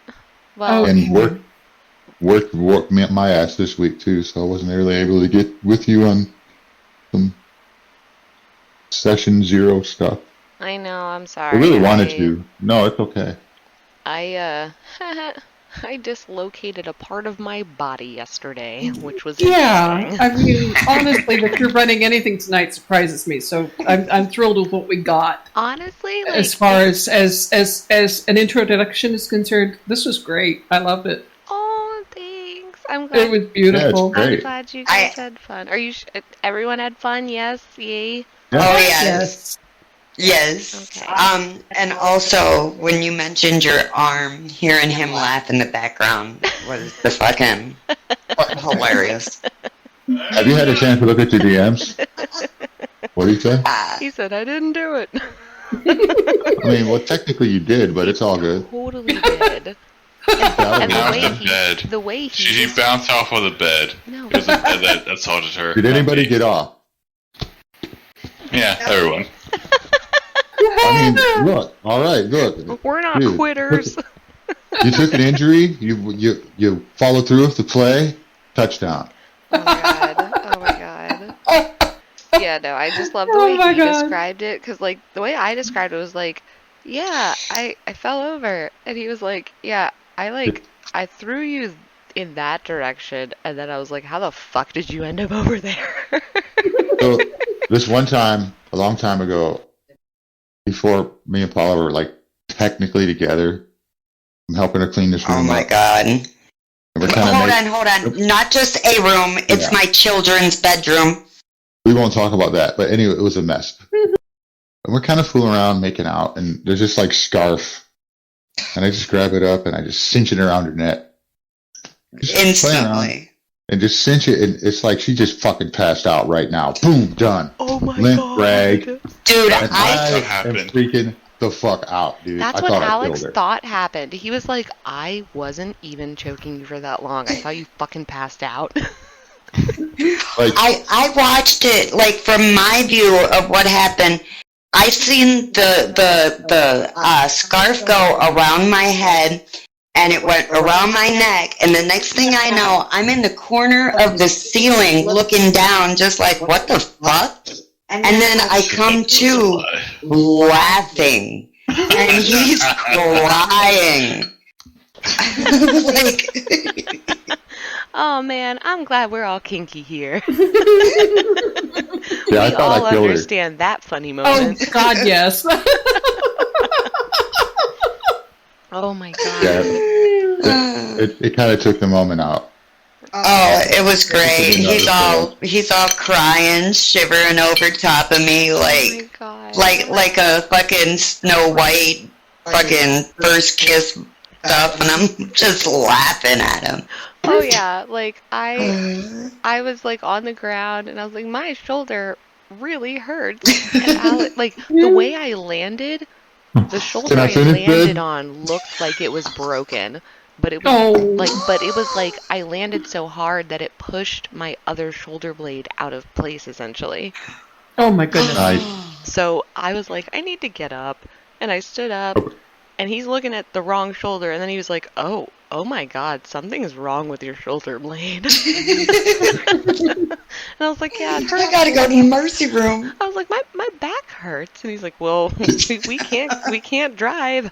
We done been drinking, so I'm gonna need you to rotate that shit.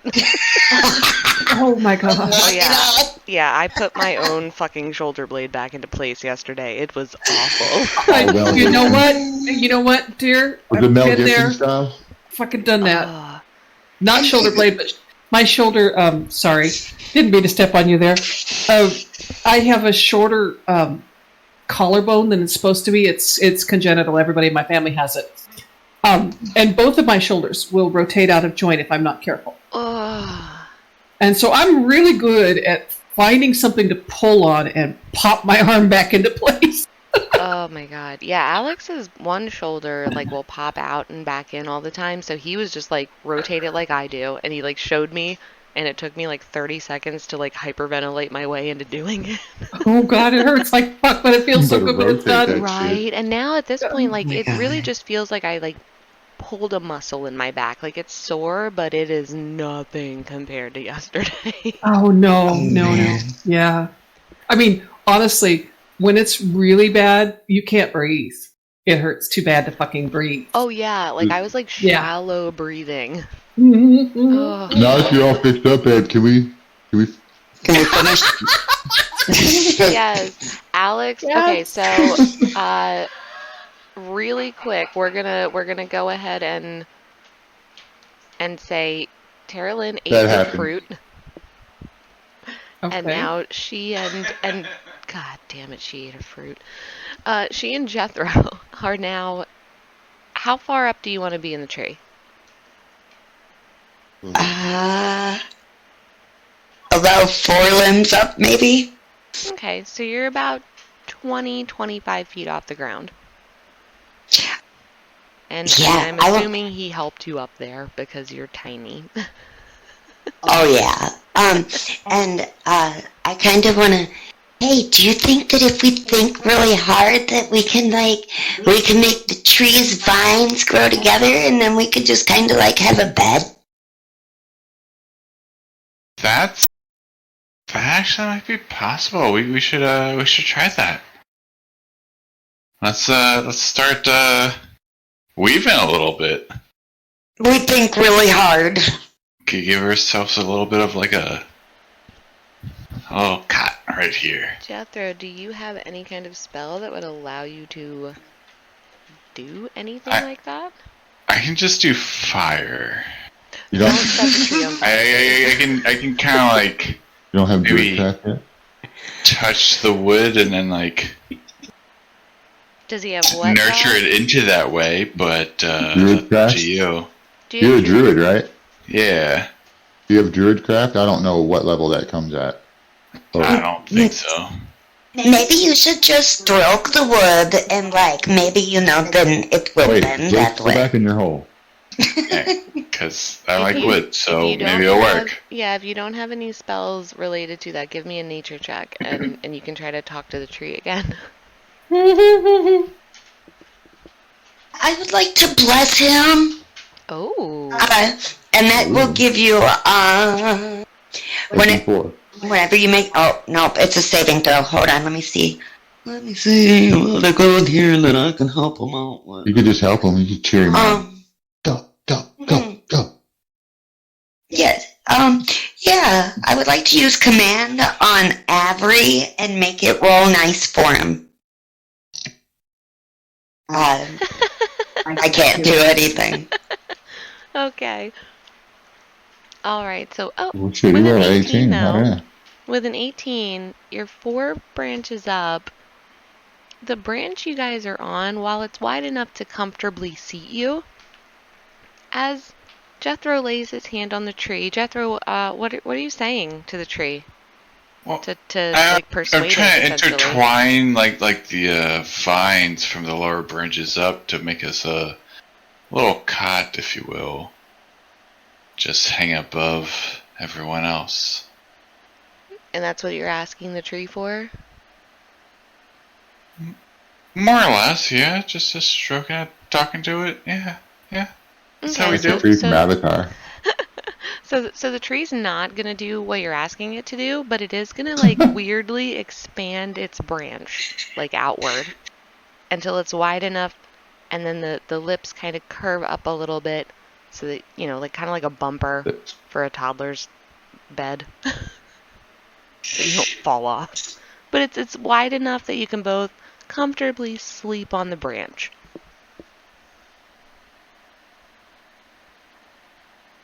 Are you going to sleep? Yeah, I'm a little tired. Okay, I'll wait here. Man, why are you yelling? Don't talk so loud. Shh, hold on. What is your name, sir? Stop yelling at me. Your name is the Godfather? Okay. Well, I'm sorry. I don't have no crackers. Jethro, this bird is really loud, and he wants a cracker. Do you have a cracker? Unfortunately, I don't have a cracker, but I can take the bird from you if. Oh, Jethro, I want to make it very clear. There is no bird. You do not see a bird. I don't. Okay. I'm sorry. I don't have a cracker, but I got a bunch of grapes. If that would solve the problem. Mr. Goodfeather, do you want a grape? Please stop yelling at me. Why are you so mad? Oh, yeah, let's give him a grape.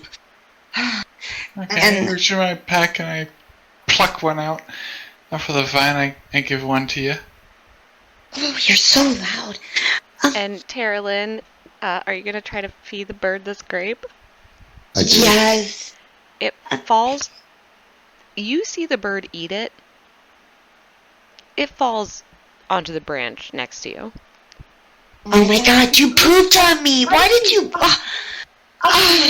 you are just rude. I am not talking to you. That was money. You just wasted it.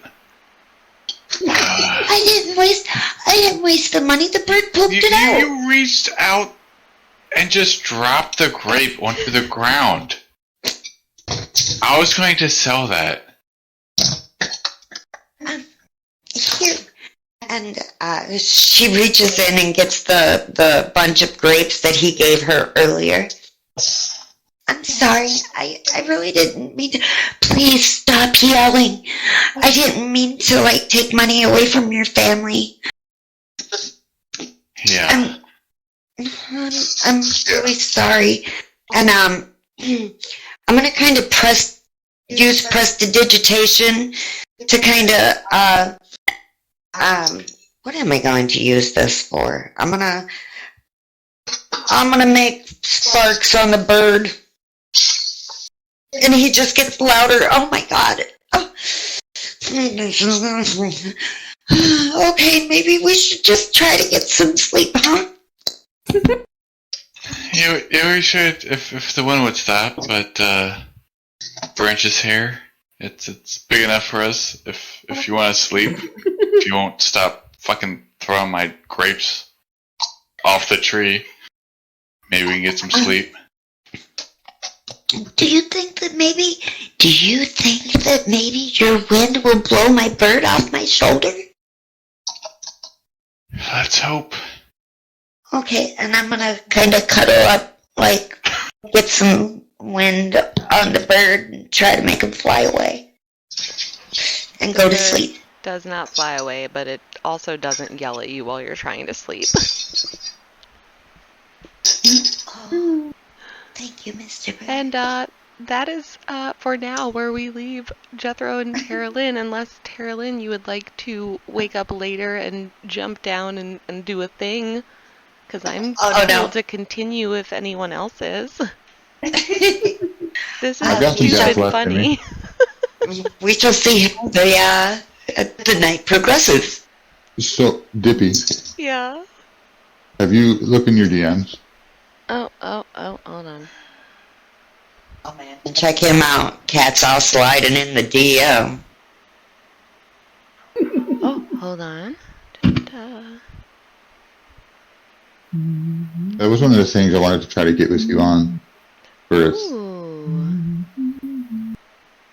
the session 0 kind of thing and all that. I think that's fair because Wild has an item that can be attuned, and I feel like since you're part of the circus, that would make sense too. Okay. So go for it. However, you want to have it be an ability or a item? I would say you're saying the ring, right? Well, yeah, that's fine. Yeah, I'd say or it can be an odd ability like once per day.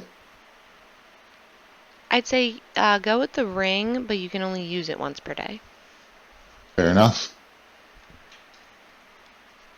And then, so you're on board, Wild. I have a ring that allows me to cast Silence once a day.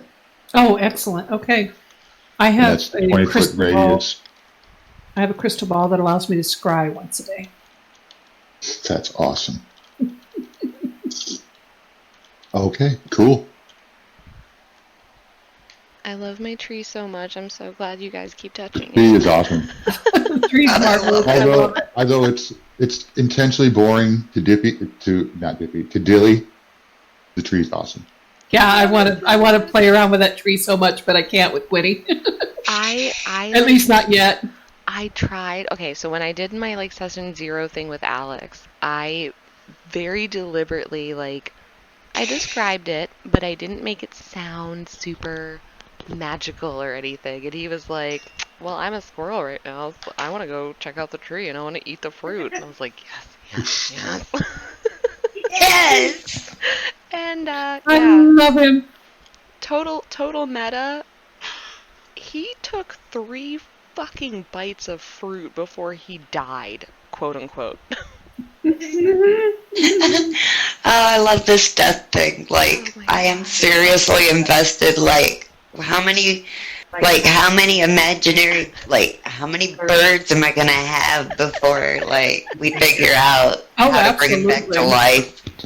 Oh my god, I'm so excited. I love this Oh, tree. it's marvelous.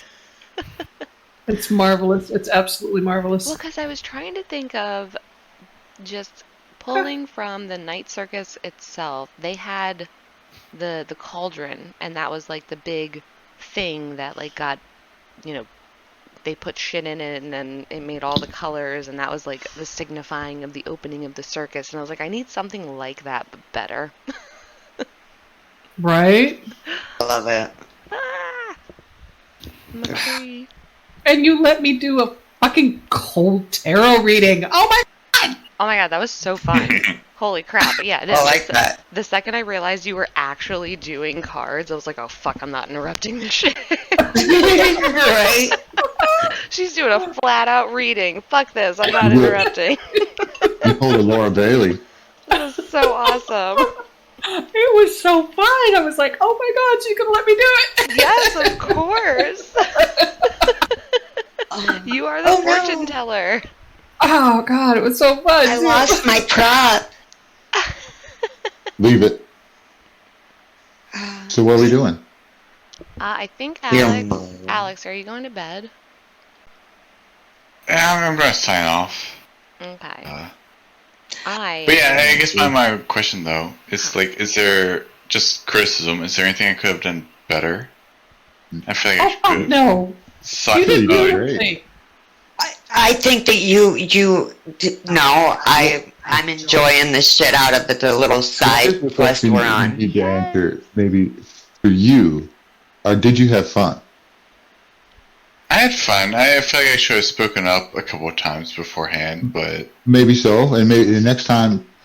Well, perfect example is Matthew is my nephew, right? And he's 12 years old.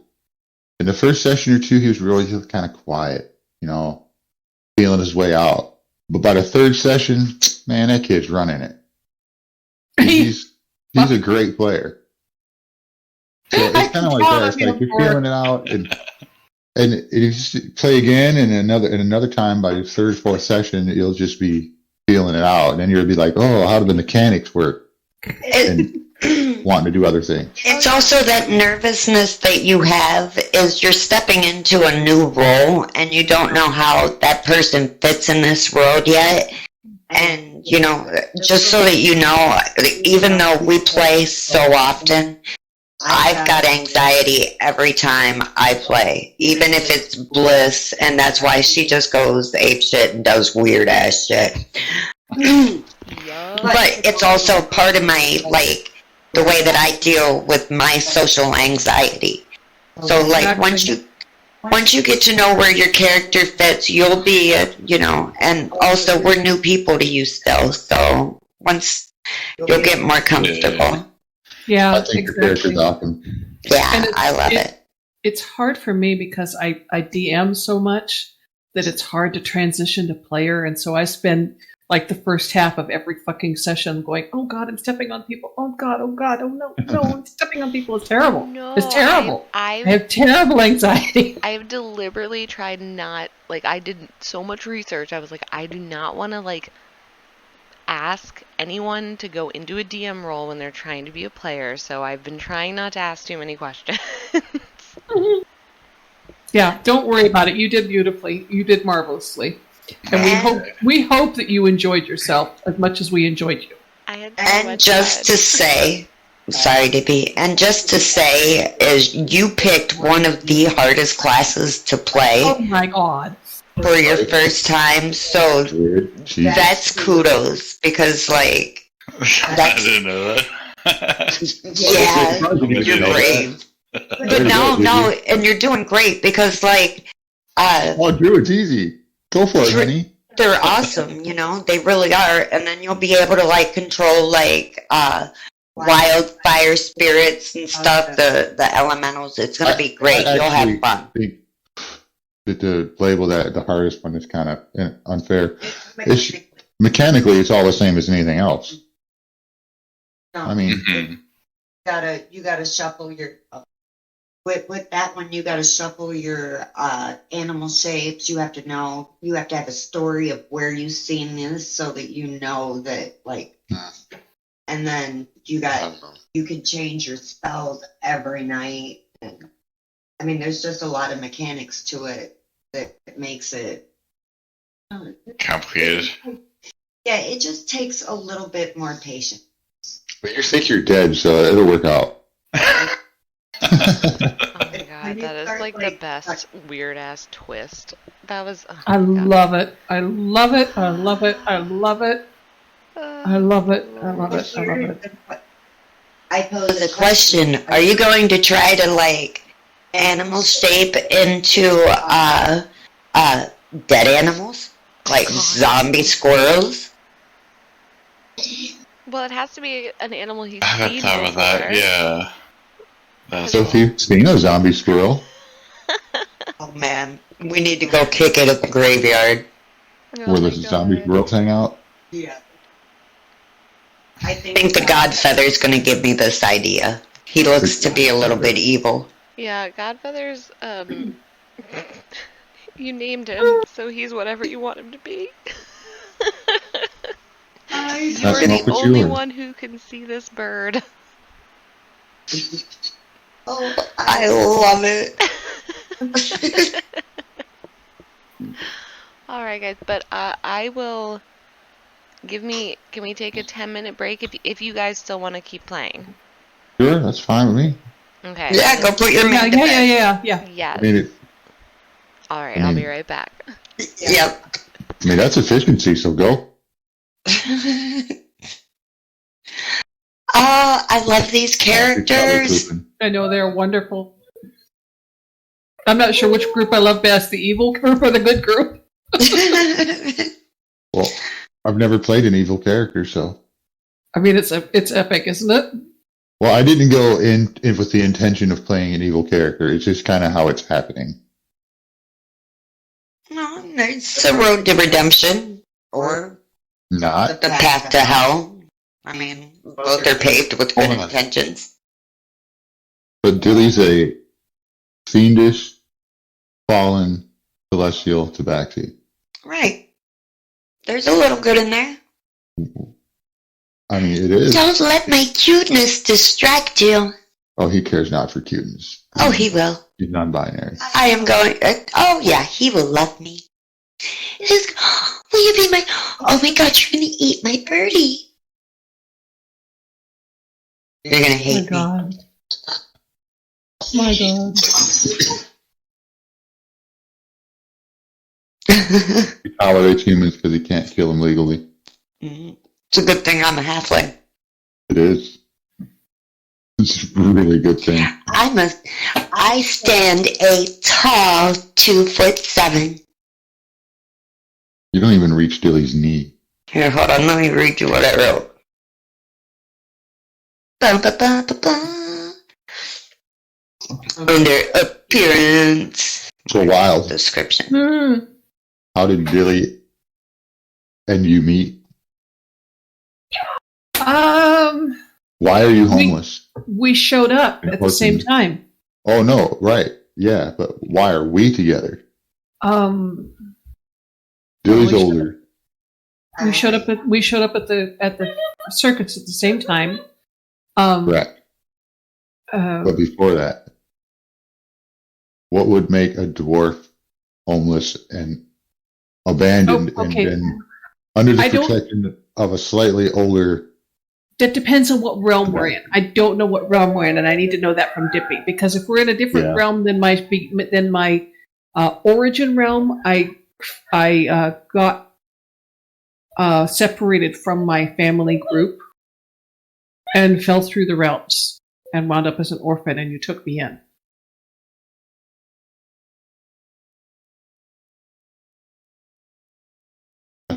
Only because I couldn't eat you. Yeah, basically. I wasn't worth eating. Okay, so sorry. No, that's right. So I got standing a tall 2'7" and weighing around 30 poundish, give or take a few. Medium auburn hair. I'm dying on snot. Several silken flowers and beads scattered within. She wears a green tinted chainmail shirt over a violet cotton shirt. Light brown suede pants, knee-high leather, and chain boots, also sporting green tint. Around her neck she wears an amulet, which is a symbol of her oath, a promise to her brother to truly live and never squander the chance to have an adventure. Carrying her father's scimitars and a lock of her mother's hair, she has a sunny outlook and always has a smile on her face, even though she might be covered in blood and up to her ears in sewage. You kind of did take the frog concept. A little bit. A little bit. Mm-hmm. But I figured... So, I feel far more comfortable around animals than people. If anyone is in trouble, I am always ready to lend help.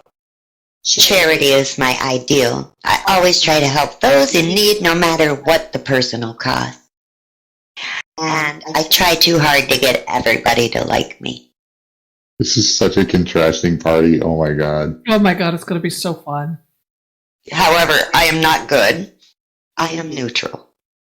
Well, that's good, but yeah, really chaotic evil. And I'm chaotic neutral but evil when I go to help my brother. Oh, that is too cute. Yeah, I think he's just more chaotic. Yeah, both of us are really, really just chaotic. I mean, just when it comes down to it, we're chaotic selfish. Put it that way. How's that? Right? I think that really describes us. We steal. I feel like Dilly does it more because he can. Mm-hmm. We just do it because we can. It's like an addiction. Yeah, I know you like have to do it. And then if you're not going to do that, you're going to be doing something else, which is worse, so I help you.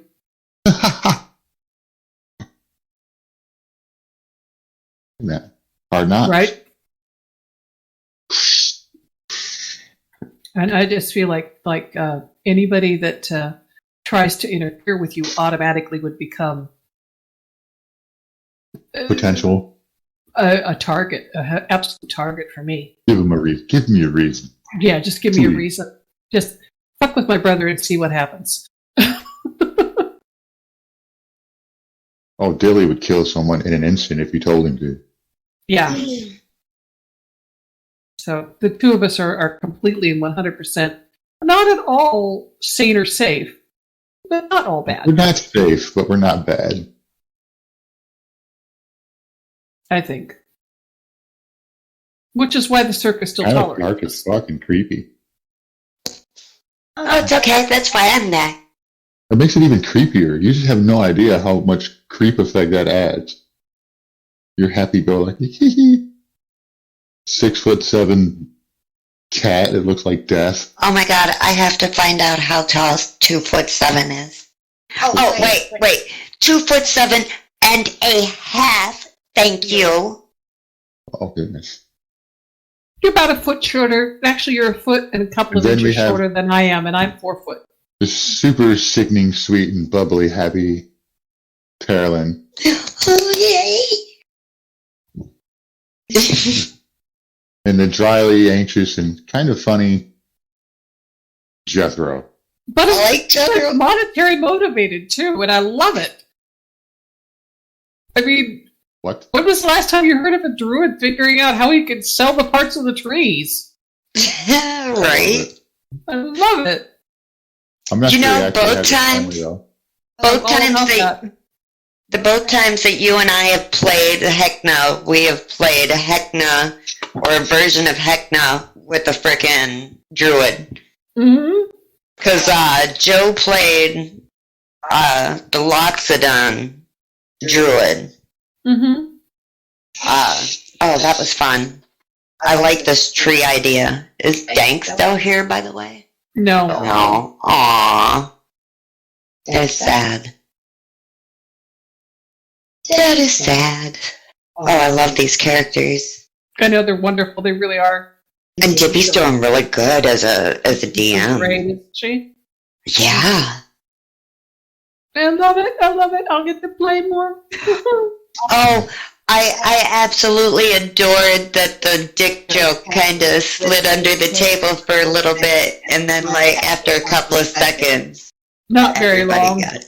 No. Which joke? Yeah. Oh, I got it immediately, dude. That's why I put in there. And he's like, yeah, I like wood. I'm like, oh my god, I like wood. And that makes it perfect. That answer was perfect for a druid too. I like wood. It was perfect. It was so perfect. Oh God. I mean, what was perfect I'm was loving these. Paula's comment and his certification of liking wood was very close together.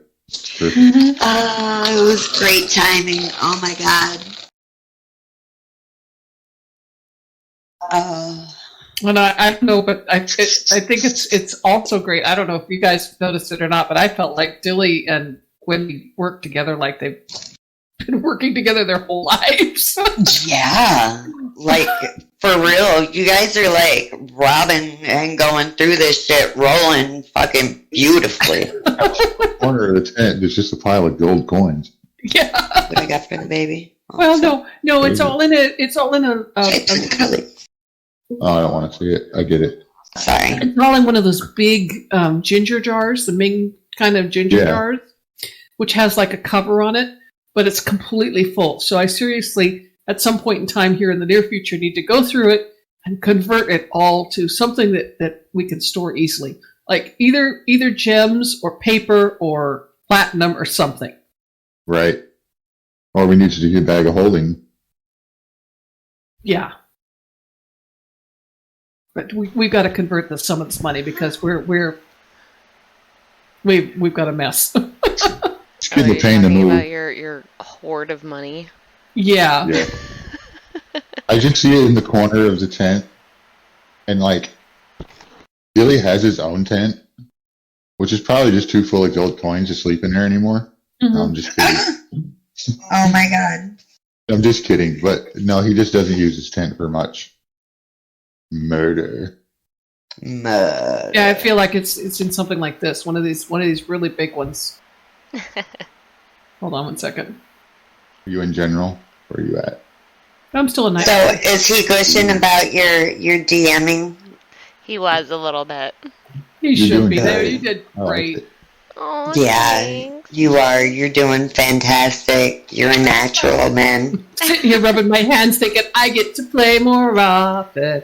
If we are continuing, Gala, you have the option of waking up Oh, and man. venturing off. Oh my god, I hate you. I'm ignoring that. Yeah, I am. I'm going to. Hey, Mr. Godfeather. Do you want to go? Do you want to go down there? And okay. You know that's a really dumb name you got. Can I call you something else? Okay, that is a much better name. Okay, come on, Edgar Allan Crow, let's go. God. So me and Edgar is gonna climb down the tree. Okay, which way do you want to go? You know what? Oh. Okay, let's go see if we can find some crackers. And we're gonna go look for a cracker. We need some crackers. All right. And You are I'm gonna going. sing. You're going in search of crackers, and all the while you're leaving glowing, very conspicuous footprints everywhere you venture. We're getting crackers. Okay, Mr. Poe. Should I call you Alan, Edgar, Crow? I mean, what? Oh, okay. I'll just call you Mr. Edgar then. I don't see a cracker. I don't. Maybe they got them in a barrel. I don't know. Go look for a cracker barrel. Your wanderings bring you kind of in a circle back to the tree and where all of the snack carts are held up, and you kind of see that there's a definitely kid-friendly booth that, they're offering, chicken nuggets and animal crackers and things that picky kids would probably eat. Oh, yeah. Let's go. Okay, fine. Just be quiet, man. I'm gonna go stand in line. And look, Edgar, you need to stop yelling, man. I'll get you some crackers and then, okay. I'm sorry. I didn't know you had the diabetes. Just be nice. Fucking birds with their medical conditions. I don't know what the goddamn hell. Why me? Oh, Yandala, save me. As the person in front of you gets their order and walks away, you see that this booth is also run by an animated marionette. This one is it seems to be male. It's large and impressively round. Like he's almost like a perfect circle, both in his body and head shape. And he's got a painted on happy face. His eyebrows are raised like he's constantly surprised, but like in a good way. And he just says, "Oh, welcome. How Can I help you? Could I get a bag of animal crackers for my bird, please? A bag of animal crackers. And he reaches below the counter in front of him and he pulls out like a small, like one of those, like bake sale type things. It has maybe like 7 animal crackers that are size of dog biscuits. 1 silver. Where is your bird? He's on my shoulder. His name is Edgar Allan Crow. That is a very clever name. I do not see a bird. He said he changed his name. His name is no longer Edgar Allan Crow. He says that his name is JJ. Oh, I'm sorry, sir. His name is not JJ. It is Goose Springsteen. You don't look like a goose to me. I don't care. Yeah, so his name is Goose Springsteen now. He's got identity crises. It seems as though you may have eaten some fruit. I have eaten twice. I don't have any gold or silvers. I gave them all away. Do you have any tickets? I forgot to pick some up. I have a button. I have 2 buttons, really. 2 buttons. In this weird pocket lint. It came from this guy's sweater vest. He gave it to me because it had dog hair in it. And I just thought that it reminded me of home. It reminded me, see, if you look at it real close, the dog hair is bent and it looks like little sheep legs. And it reminds me of my mount, my very first mount. His name was Bye-Bye. 2 buttons. Oh, thank you. I don't. And I put Baba back in my thing, and I hand him 2 buttons. Thank you so much. What do you know? I'm gonna eat a cracker, and I'm gonna hold one for Goose Springsteen. And what do you know about the fruit? The fruit is edible. But how did you know I ate the fruit when I told you? Does it give everybody birds? There is no bird. And as I'm like holding the cracker for the bird, I'm every now and then I'm gonna take little bitty bites out of it, and then hold it back up so that it looks like the bird's eating it. Sir, I have a parrot right here. It is not a former parrot. It is a current parrot. It's not an ex-parrot.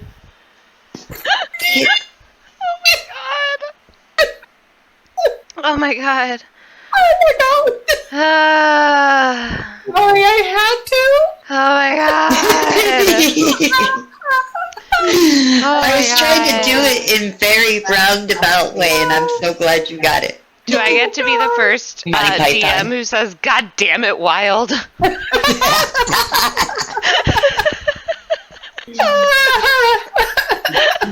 I think Dank might have. Oh yeah, no, I think Dank was the first one. Oh my god! All right. Behave yourself. No, but really don't. It's funny. Oh my god. Surely you can see him here. Surely. And Don't call me. And this, oh my god, it's beautiful. Jesus, I only wish he could see it.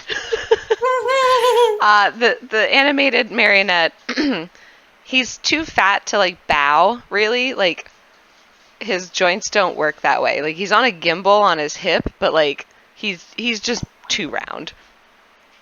So he just kind of salutes you And then also does like a weird like sign language like thank you. And he says, "Miss, I am not sure which fruit you ate, but there is no bird. However, I hope that you enjoy him while he lasts." You know, at first he talked really loud and was seeming like he was yelling, but I think he was just hangry. And I'm gonna take another bite. I'm gonna. What is your name? My name is Philip. Mr. Philip. It was a pleasure to meet you, and you have very good animal crackers, and I'm gonna reach my hand out, and I am going to bless him.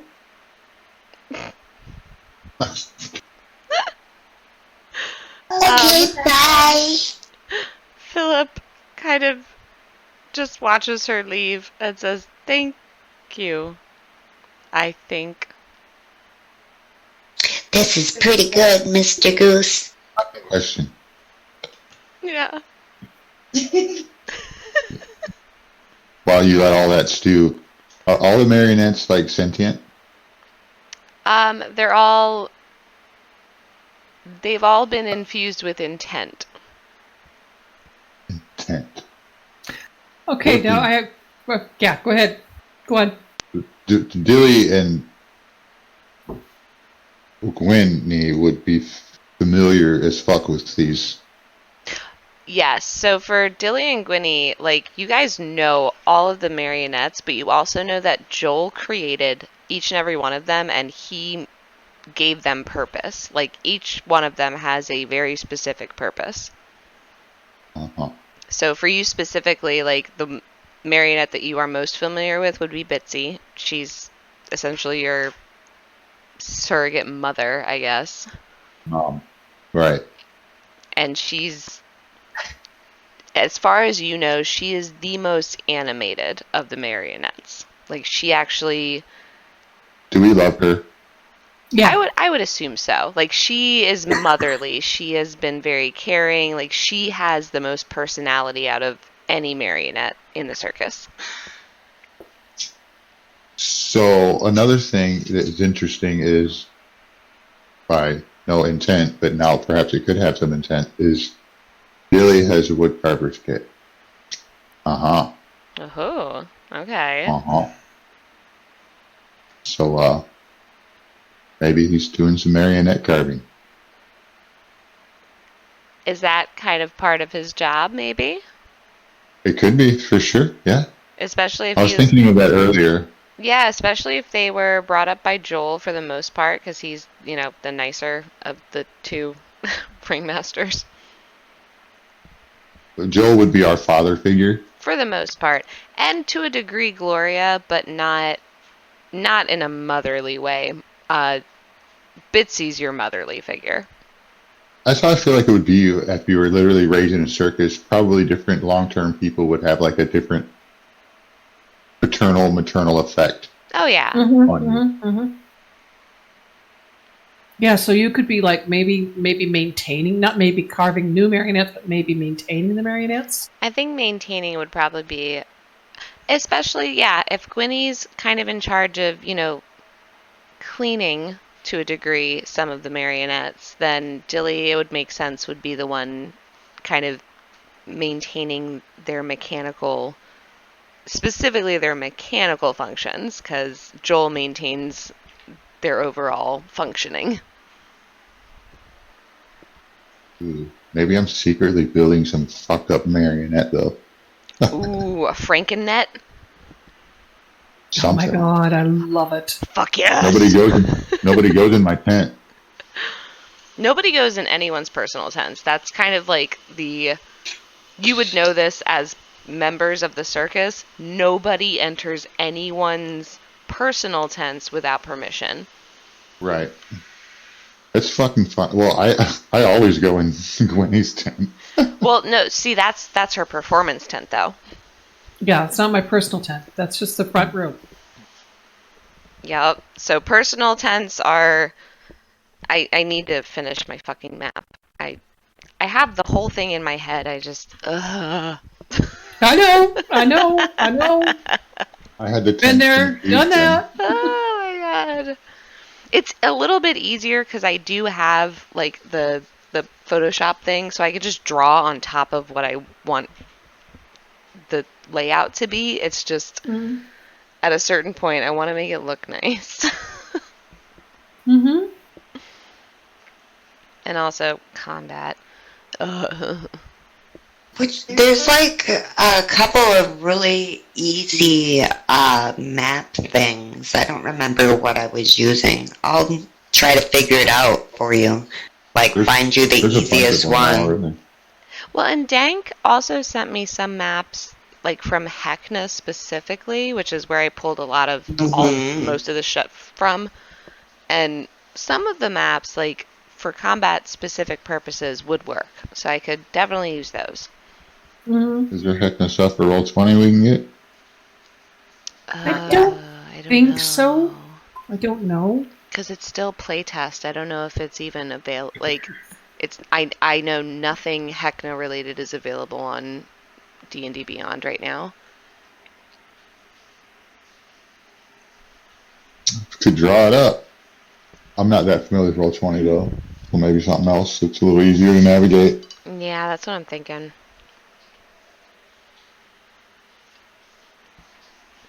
If anything, I can also just like send you the fully fleshed out like layout and then just throw tokens on it.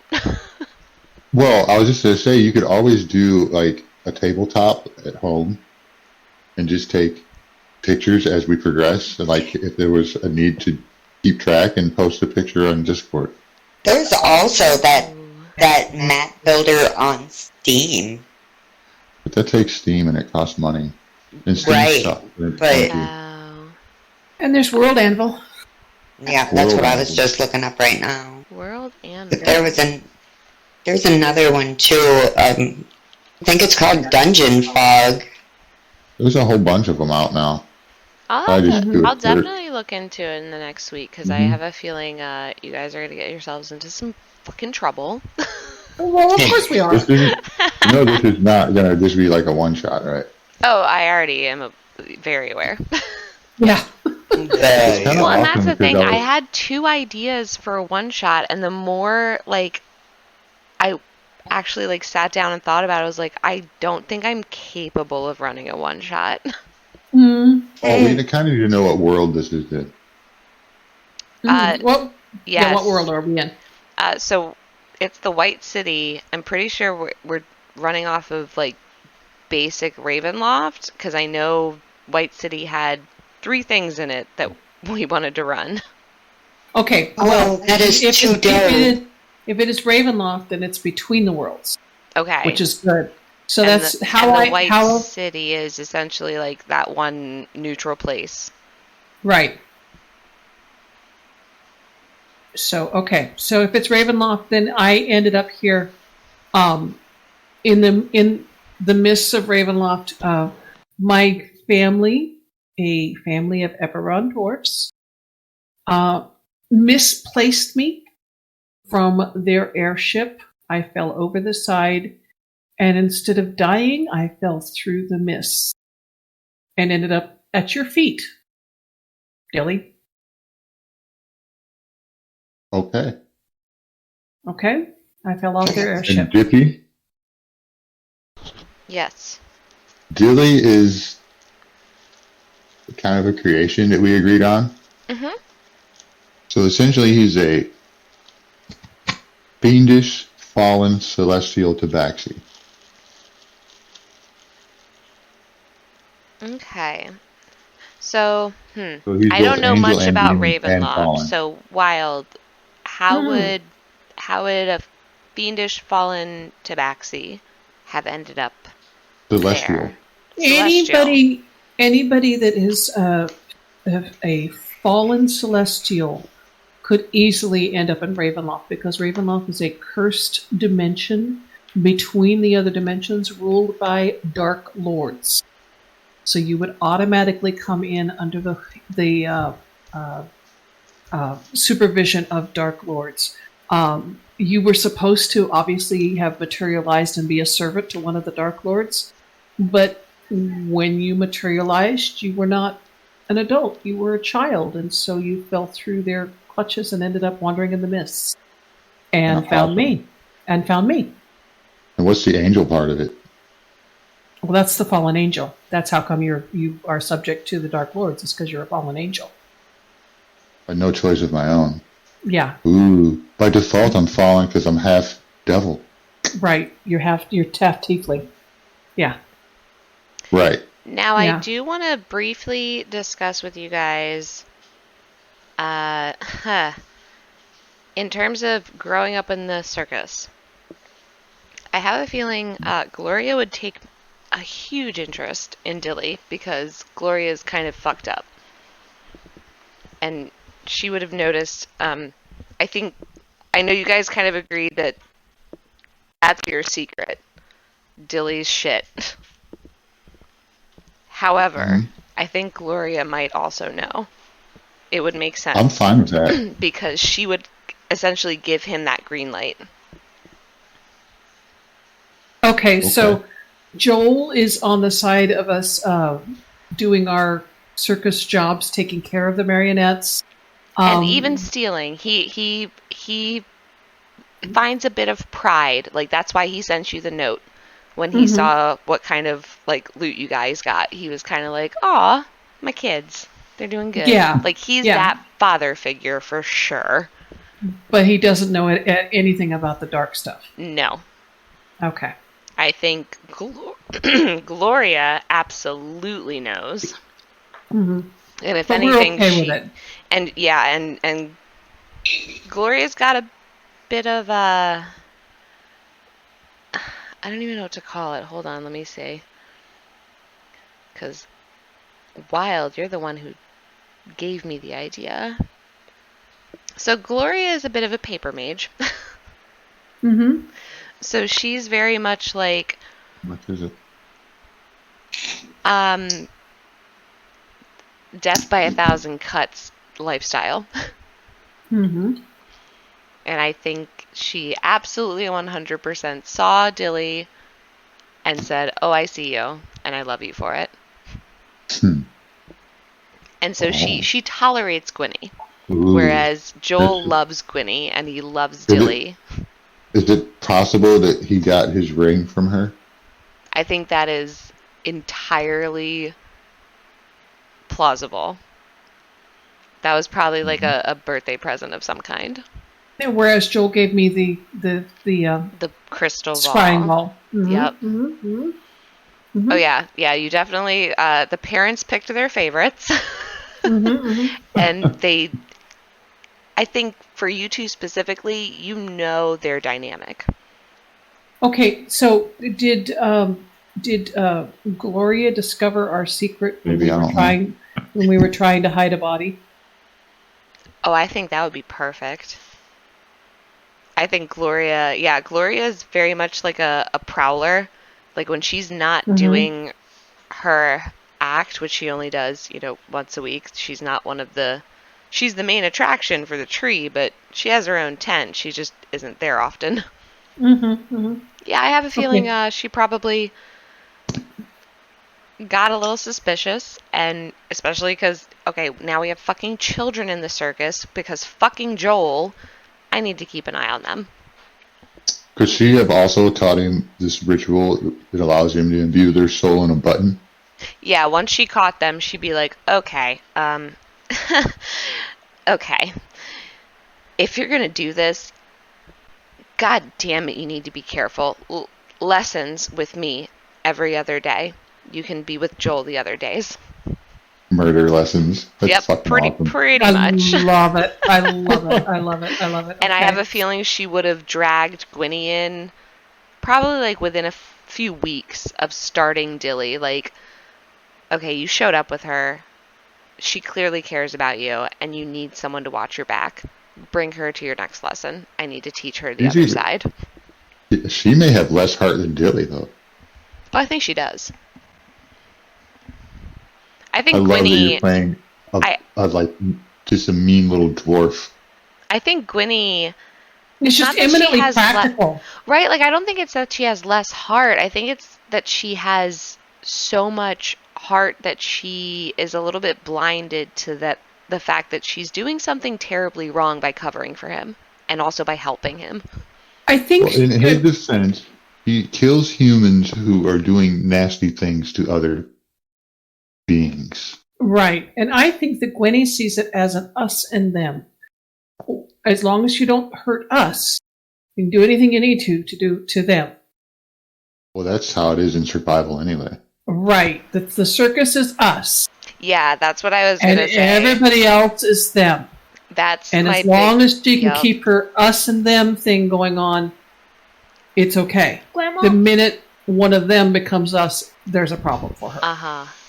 So, am I right in thinking that this is within the Ravenloft? So this is like, I could have entered the mist and ended up here, which is why I'm extremely happy, as opposed to the grim and whatnot with this domain. Okay, so Terlin, she made that promise to her brother to go and live, and really truly live. Oh God, yes. Okay. I'm sorry that you're dead. Oh God, Ma's been dead for a couple of days. I should have got rid of this body.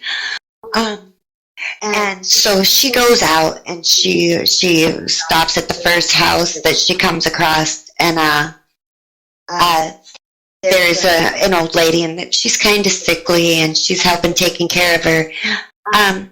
But the lady makes me leave. I guess I talk too much or something. I don't know. Okay, so then she gets to the next house and helps out, and nobody can stand her because she talks so much. And then she ends up in the swamp, and she's trying to help out an old hag, and this lady she seems to be sour every time she wakes up. You know what I'm going to do? I am going to take this dingy colors that she's got while she is gone doing stuff for the orphans, or I don't know. She said she was collecting something for the orphans. It kind of sounded like she said she was collecting orphans, but I don't know. Maybe I'm wrong. Maybe I've got bad ears. And so while she was out, I got rid of all of her drab interior and LSD vomit. Like there's blues and paisley and lavender, and there's white and butterflies now everywhere. And she comes in and she is just pissed, and she kicks me out. And as she kicks me out, she throws this curse, oh my gosh, I've never heard such words before. By George, that lady's in a bad mood. I must have, maybe I shouldn't have threw out her favorite curtains. I don't know. Those damn fingers. Oh well, anyway, and then she gets enveloped by the mist, and the next thing she knows, she's at the carnival. Okay. Whoa. I like that it. Was an info dump. That was lower. I recorded all of it. I have a record. God, that was that made me dizzy getting that all out in one breath. I bet. I love it. I need a cigarette after that. That's a flashlight. Doesn't work very well. By the way, we haven't smoked in almost 7 weeks. Oh, congrats! Oh my gosh, that's awesome. Wonderful. I'm so happy for you too. I think it goes up 2 weeks every 3 days. Yeah. It's been 12 weeks. Almost 7 weeks, yo. I don't know. I don't remember when we quit. Oh, I'm just happy. You don't even remember the last time you pooped. This morning. Wait, no, because I was out on the road. So yesterday morning. No. Oh my God. What do I look like? A Discworld dwarf? Oh, speaking of, is Talamund, I guess, is the name? Is he joining us? Tamrion? I don't know yet. Tamrion. I'm hoping. I am That hoping would be so. nice. Yes, that would be wonderful if you Amazon did. was the kid. That's Orion. That's Orion. Orion. Okay. Yeah. Yeah. Yeah. Did his friend leave? I would love to have Tamrion join us. I don't know whether Tamrion will or not. That's kind of up to him. I certainly made the offer. It's hard working swing shift at a fast food to schedule. Yeah. And he goes back to school. Oh yeah, So, he's busy. That's difficult. Yeah. Yeah. I would love to have Swing Dank shift join itself us. Really fucks your week up, though. Yeah. I would love to have Dank join us. Oh, that'd be awesome. I've made the offer. Actually, I've made the offer to everybody on the server at this point in time. So it's not a situation where I'm holding anybody out. It's just a matter of the fact we play midweek, so you know. I think at some point we'll get more folks in, and we just need to maybe do some vetting What is it, Grandma? Oh, it'll be fun. Oh, Grandma? a little bit. Grandma? Yeah. What, buddy? Tattoo is that? That's my yarn pirate. Well, that made me. Yarn. That got me high, honestly. Info dump with no air. Info dump with no air, Even the though lack we're of not- oxygen. This is good development, if nothing else. Even though we're not actively yeah, playing. no, I love This is it. cool. Now we gotta figure out, I got to wait until, Jethro wakes up. I'm gonna have to find him in the tree. Oh yeah, he'll still be where you left him on that big wide branch. I love it. And if it is okay with you guys, I'm actually gonna hop off and have a snack and then probably go to bed. I think that's probably a wise idea. I DM'd you. I DM'd you. Getting on to being tired myself. Yeah, it sounds like it. So, Dippy, I DM'd you something to look at, think about. Ooh. Not particularly for me, but something that looked like it might fit in really well with the group type situation. Oh yeah. Perfecto. So you can have fun with that if you want to. It's up to you. Haha, thank you. All right, ladies. Good Yes. night. Good You night. did so good, Appreciate Dippy. I yeah. am you. so proud of you. Marvelous. And I love your story. Thank was marvelous. you. I'm glad Thank you you so guys much. had fun. So much Wow. fun. So next Friday? Yep. Yeah, next Friday. Is it Friday yet? I know, right? Oh my god. Have a good night, Oh my God. guys. You too. You Talk to too. you later. See you tomorrow. Bye. Bye.